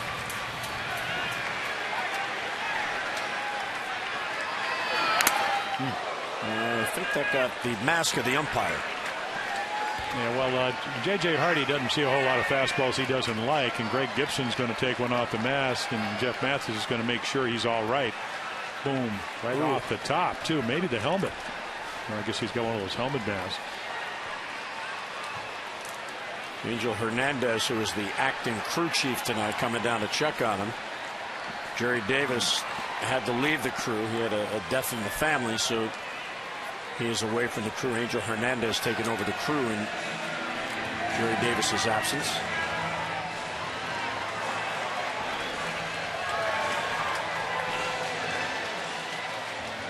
You know, it's interesting the way they've rotated some of these umpiring crews. In the Yankee game, it was hot in New York last night, but not as hot as it was here. Marty Foster had the plate last night in the Yankees Oakland game, and Major League Baseball ordered him to take today off to regroup for tomorrow. And Bill Welke had the plate today, and he is not working tomorrow because of the heat. But yet in this crew, Angel Hernandez had the plate last night. It was 104 at first pitch. He's at third base tonight. Well, the Angels are in town. Oh, very good. That's why you're in the Hall of Fame. Very good. Angels playing, Angel down at third. Angels umpiring, yeah. Not missing this series. Had a nice game behind the plate last night. Yeah, he did. 2-1 the count on J.J. Hardy with Tatum at first. Not a stolen base threat. Foul out of play, and that's another souvenir. Yeah, good fastball there. Got it in on his fist. The whole world knows that J.J. Hardy can hit the ball out over the plate. We're the best of them.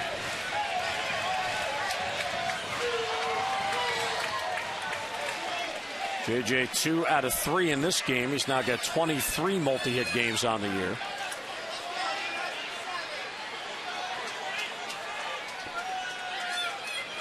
Two is outside, ball 3. That pitch was telegraphed, and Hardy saw it break out of the strike zone. So, will you start Craig Tatum? Boy, he's done a great job behind the plate. Couple of hits, the bonus. I think with Markakis coming up, you probably don't run him. Only because, again, the heat. Obviously, if you do run and he hits a ground ball, you say the double play. Nope, he's going. And Hardy fouls it back. Eventually, I mean, the whole, number one, you stay out of the double play. Number two, eventually, even if Hardy swings through it, somebody's going to have to cover the base. 3-2 pitch.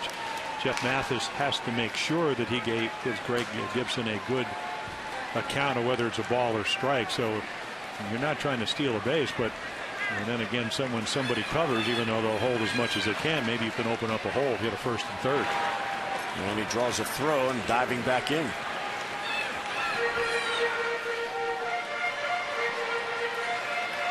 Orioles have lost 2 in a row trying to break that streak. They've dropped 3 of their last 4, and they're 3-5 on the homestand. So the best they can hope for now is a 500 homestand by winning today and tomorrow.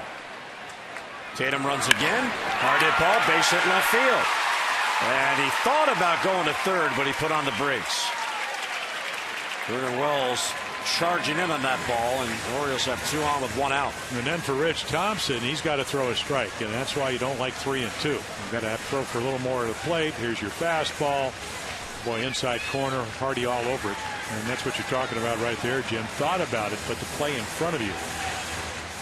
So Socia again going to come out and match up lefty versus lefty as Markakis will come to the plate.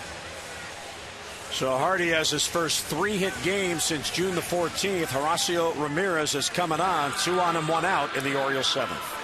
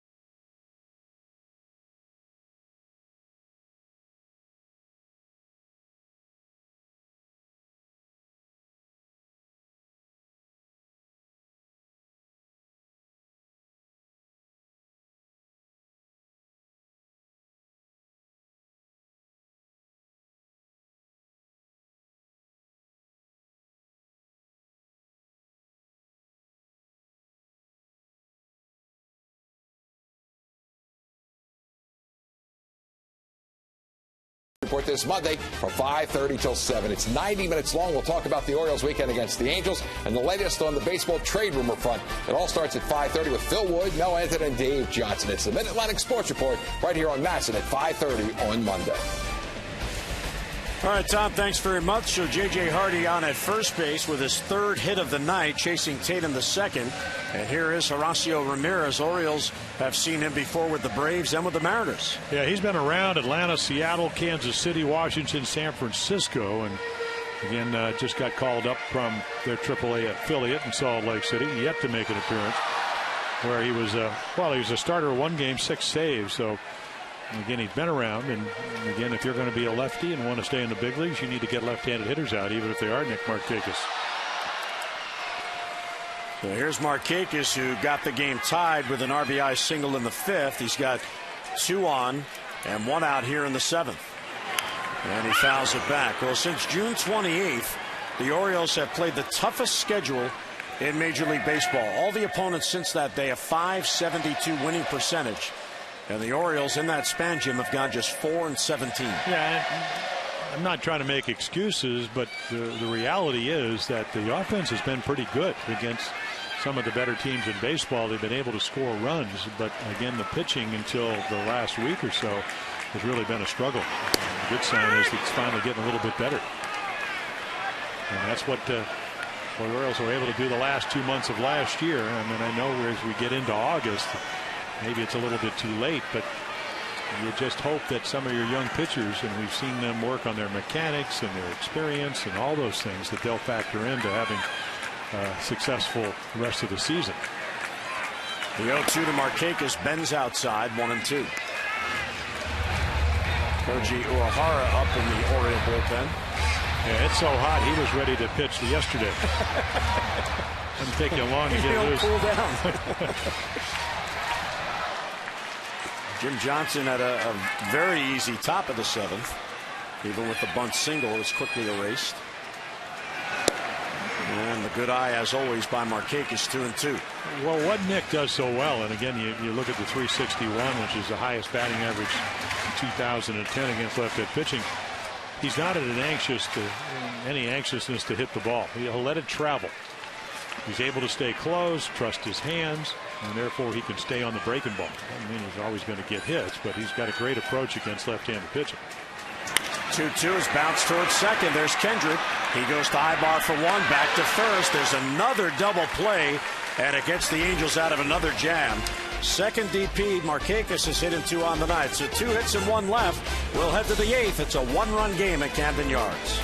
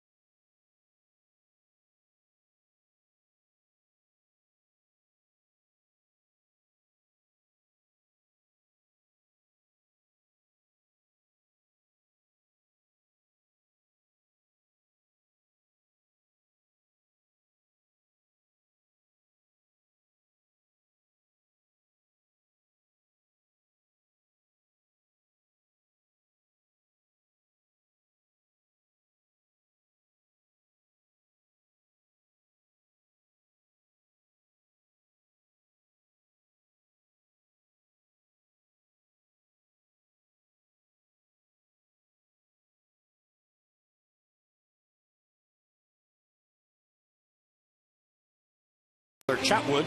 Our coverage on Masson HD begins at 1 o'clock with O's Extra, presented by Verizon 4G LTE, and then game coverage at 1:30. We've got all the access you need right here on Masson. Oh, there it is. I mean, Tyler Chatwood, only 21. Guthrie coming off one of his best starts. Just beat the Red Sox along with the bullpen. Jimmy Johnson getting that first save. So, Jim, as I wing my way, good friend of Stan the Fan Charles is going to be flying me up to Cooperstown. You will get to see a good pitching matchup. And right here, the thing of import is Koji. Look at those numbers: 23 hits, 44 innings, doesn't walk anybody, has given up some home runs, but they're usually solo home runs, and again, a lot of strikeouts. So 1-run lead. Let's see if it'll hold up as Uehara comes in. And the first batter he will face will be a pinch hitter off the bench. Angels are down by a run, 6 outs to go. Meiser Isturis, who started last night at second base, who's Cesar's brother. He will pinch hit for the catcher Mathis. Yeah, big double for him too last night. Just stay away from down in, and there, whoops, doesn't get the outside corner.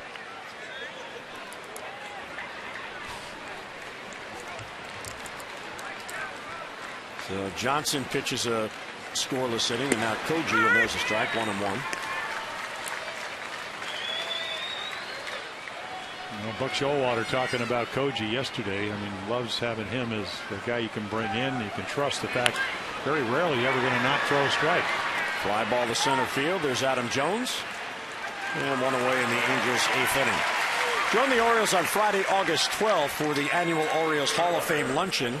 It'll be held on the 6th floor of the warehouse. The special luncheon begins at 11 a.m. It will honor the 2011 Orioles Hall of Fame inductee Mike Bordick and Herb Armstrong Award recipient Richie Bancels. Individual tickets start at $50, plus VIP tickets and tables are also available. For more information, call the Oriole Advocates at 410-247-2703 or visit OriolesReach.com. And there's Richie Bancels. He'll be inducted and a deserving honor for the Orioles Hall of Fame. Is he ever?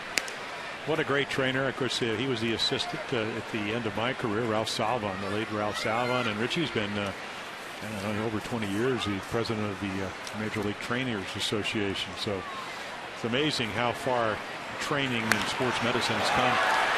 Ibar, it's a mile high. Lee waiting for it. And it finally comes down for the second out. We'll go back to the thought of what Buck Showalter was saying. He said a lot of times he would ask other hitters, what does it look like to hit off of Koji Uehara? Because the radar gun shows you 88, maybe every once in a while 90. And they all go, I mean, he jumps at you. 88 probably looks like 95. He's got good movement if he can stay out of the middle of the plate. And then he's got the split-fingered fastball that gets you out. The ball just drops. And he's not afraid to throw strike one. And there it is. Well, and he's well rested. He hasn't worked since last Sunday, which is so rare for Koji. 2 outs, 6 pitches. And a foul ball. Time for you to text in your vote for the AT&T Player of the Game choices.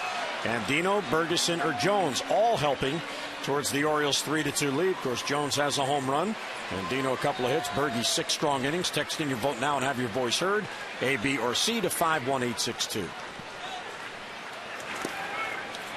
Well, there's about 7 advanced scouts for different major league teams here tonight, and I don't think that they're all salivating. Buck Showalter said maybe we could trade Koji for a player to be named later, and he'd be the player to be named later because they want him back. They don't want him to go. And he got him. Wow. 3 up, 3 down go the Angels. Torrey Hunter waving at that pitch. Koji Uehara, strong 8th inning. Birds look for some insurance. 3-2 game, bottom of the 8th coming.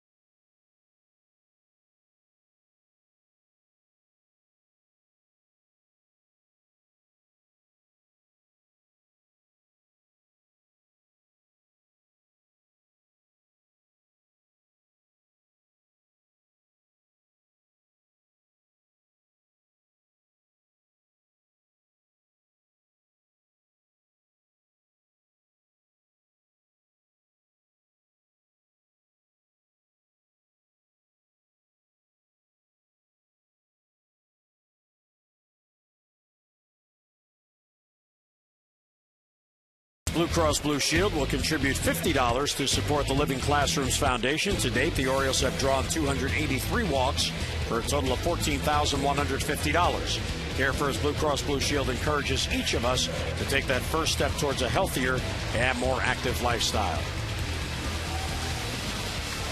So Fernando Rodney comes in when he's healthy, and he's just coming off the DL with strained upper back. He throws usually in the upper 90s with a wind shear changeup. And 2 years ago, he was with the Angels last year, came over as a free agent, had 37 out of 38 saves for the Tigers.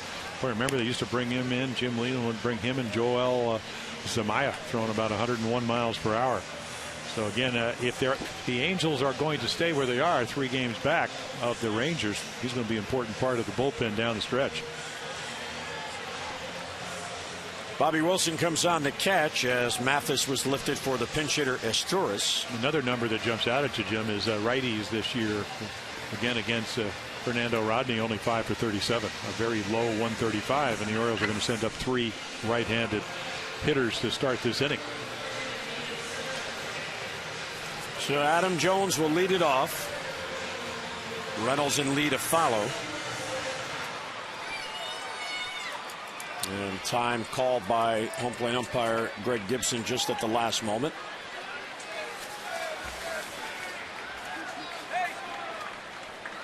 Adams' 17th home run got the Orioles on the board in the 4th inning.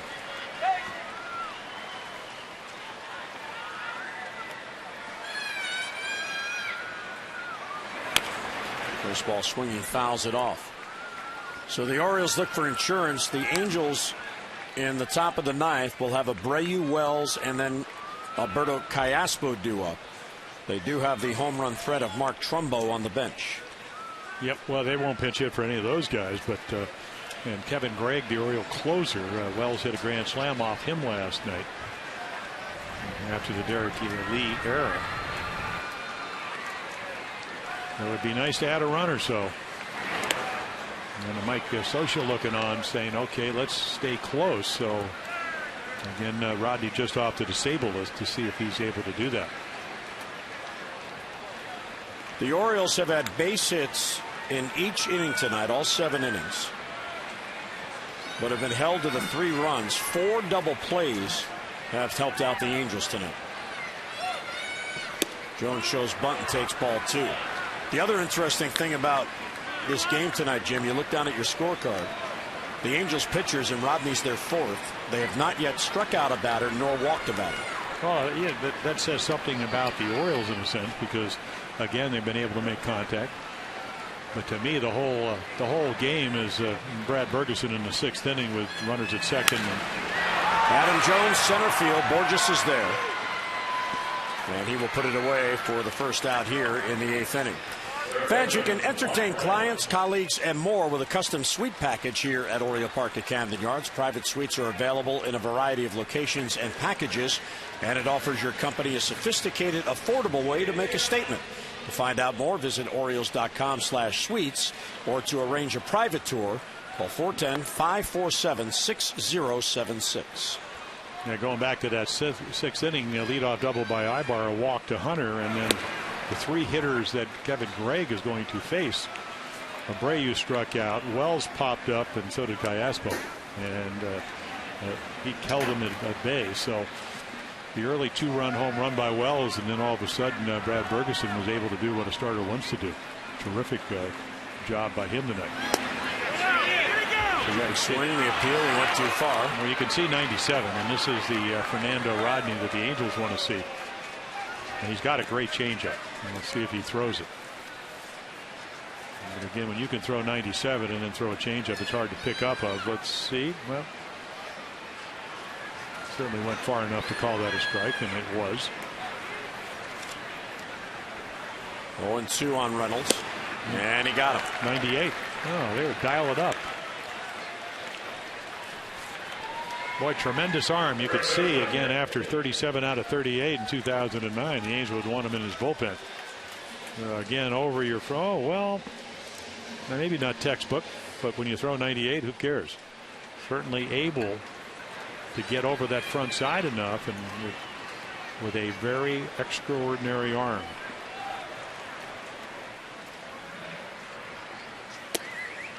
And Derek Lee takes a strike, and it sinks.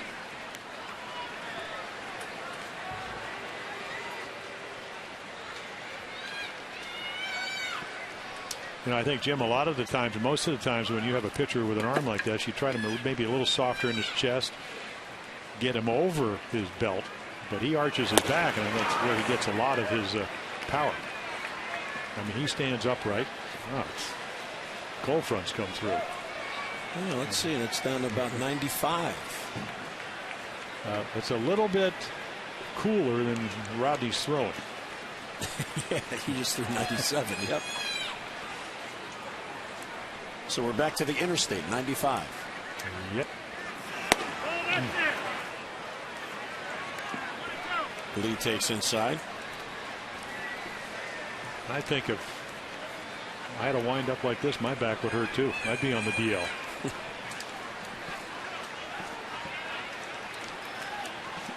One and two, 2 outs, none on.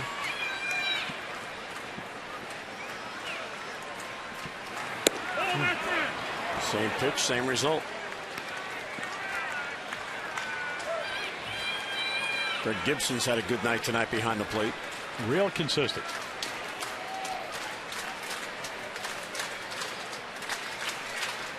And his umpiring will be tested if this 1-run lead holds up, because Kevin Gregg does not pitch in the middle of the plate unless he makes a mistake last night to Wells. He's going to try to pitch on the corner, needs to get those pitches. And lead down on strikes as Fernando Rodney blows it away. 96-mile-an-hour heater to get him. 3 up, 3 down go the Orioles. Top of the ninth coming, 1-run game.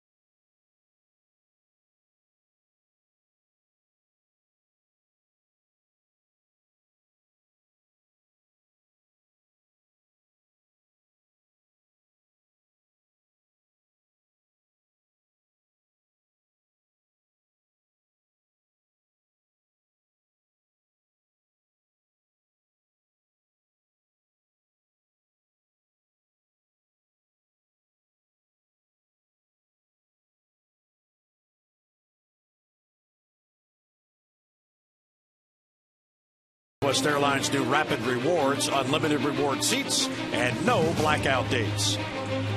And by Land Rover. Saturday night in the Inner Harbor, and the Orioles are 3 outs away from a win. 3 runs on the board, as the Angels have done a very good job of keeping in this game despite all the Oriole base runners. Here's Kevin Gregg on for the save. Yeah, his last save down in Atlanta, July 3rd. Last 2 appearances, grand slam last night after the air, and then 3 runs against Cleveland. So, again, you start looking at matchups. Abreu will lead it off. He's 0 for 2 lifetime. Hunter with much better numbers, 4 for 11. And then Wells, only 1 hit, and that was the grand slam. That's a home run last night. Johnson pitched the scoreless 7th. Bunt single, then a double play. Uehara scoreless 8th, and there's a breaking ball for a strike. And they did it with such efficiency. It was unbelievable. And you hope that Kevin Gregg can do that. You know, again, he's a type of pitcher that doesn't give in. If he's in the middle of the plate, it's by accident. Ground ball swept towards second. Andino is there. He'll get it to Lee for the first out. So 1 away here in the 9th inning. Here's an update on the voting for the AT&T Player of the Game, and a close vote. Brad Bergeson in line for a win, and Adam Jones with a 2 RBI game. Also Robert Andino in the hunt. Text in your vote now. Have your voice heard. A, B, or C to 51862. Amber and Rick will have the results coming up on those extra post game. Couple of RBIs. Brad Bergeson will say, you know what, Adam, you can win the vote. I just want to win the game. Trying to get his 2nd win of the year. So last night, he was late on a 94-mile-per-hour fastball, and then he hit a 90-mile-per-hour heater out of here. Well, time now for our Pep Boys game flow. Pep Boys does everything for less. Call 1-800-PEP-BOYS. Well, the flow of this game turning into the Orioles bullpen as Gregg tries to close it out. Jim Johnson faced 3 batters in the 7th. He threw 7 pitches, 5 strikes. Koji Uehara, 3 batters in the 8th, 3 up, 3 down. He threw 9 pitches, 6 strikes. And now Greg in the 9th. Strike at the knees. Yep, that's a huge pitch. A couple of very close pitches last night. Again, the error and then the ensuing grand slam. So 2-1 game got to be 6-1. Big difference between being 2-1 and 3-0. Bouncer slowly into third. Reynolds bare hands. He throws across and he got him. Wow. A bang play at first, and how about the footwork of Derek Lee on the back end? Well, I'll tell you what, very rarely will you ever see a third baseman attempt to catch this ball and then do it. It's the only way I guess he felt that he could throw him out. And again, that is not a ball that was nestled in the grass, and then here's the end of the play. And again, not even close. A lot of times you think that Derek Lee comes off the bag because he's so big and quick. But he's cat-like over there. So 2 down. Here's Alberto Callaspo.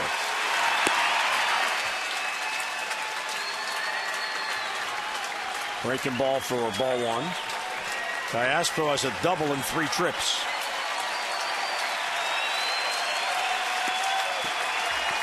And again, his only home runs are against right-handed pitching. He's yet to hit a home run from the other side of the plate. He is a switch hitter. And a base hit. Right center field. Adam Jones trying to chase it down. That'll get all the way to the wall. And Callaspo will get to second base. The tying run in scoring position with 2 down. Well, Captain Chaos after it again. He just doesn't make a good pitch in a hitter's count. And Callaspo all over this. That's a ball. If you get a home run hitter up, it might have been tied. Instead, they get the extra base hit.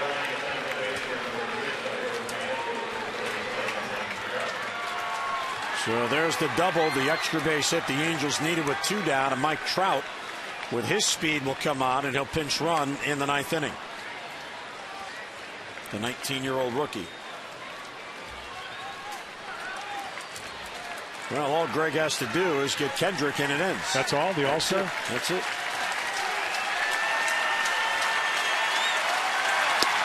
This is outside, 1-0. Well, you know he's going to decide, and he already has decided who he wants to pitch to.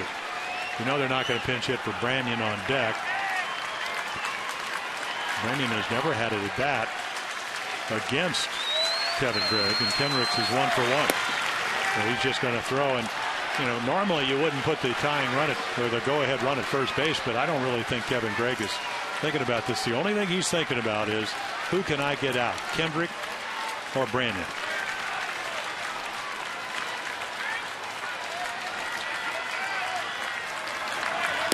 And he's staying away, 3 in a row out there.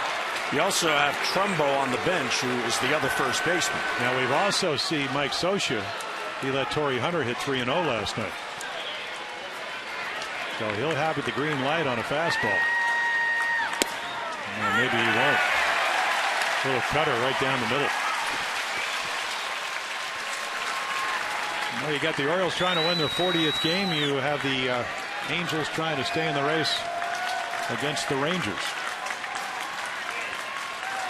The 3-1. There's a strike. Broke it down in the outside corner. So the 3-0 pitch was the best pitch to hit. And Kendrick took it. But you know as well as I do, a lot of guys aren't comfortable swinging 3-0.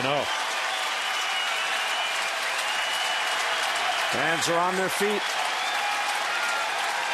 The 3-2. He got him. Swung on and missed. And Kendrick down on strikes to end it. Kevin Gregg all the way back, falling behind 3-0, and 3 outstanding pitches to come back and get Howie Kendrick. So the Orioles pull it out to even up the series. A home run by Jones in the 4th, 2 in the 5th, and the pitching did the rest. Final score at Camden Yards, Orioles 3 and the Angels 2.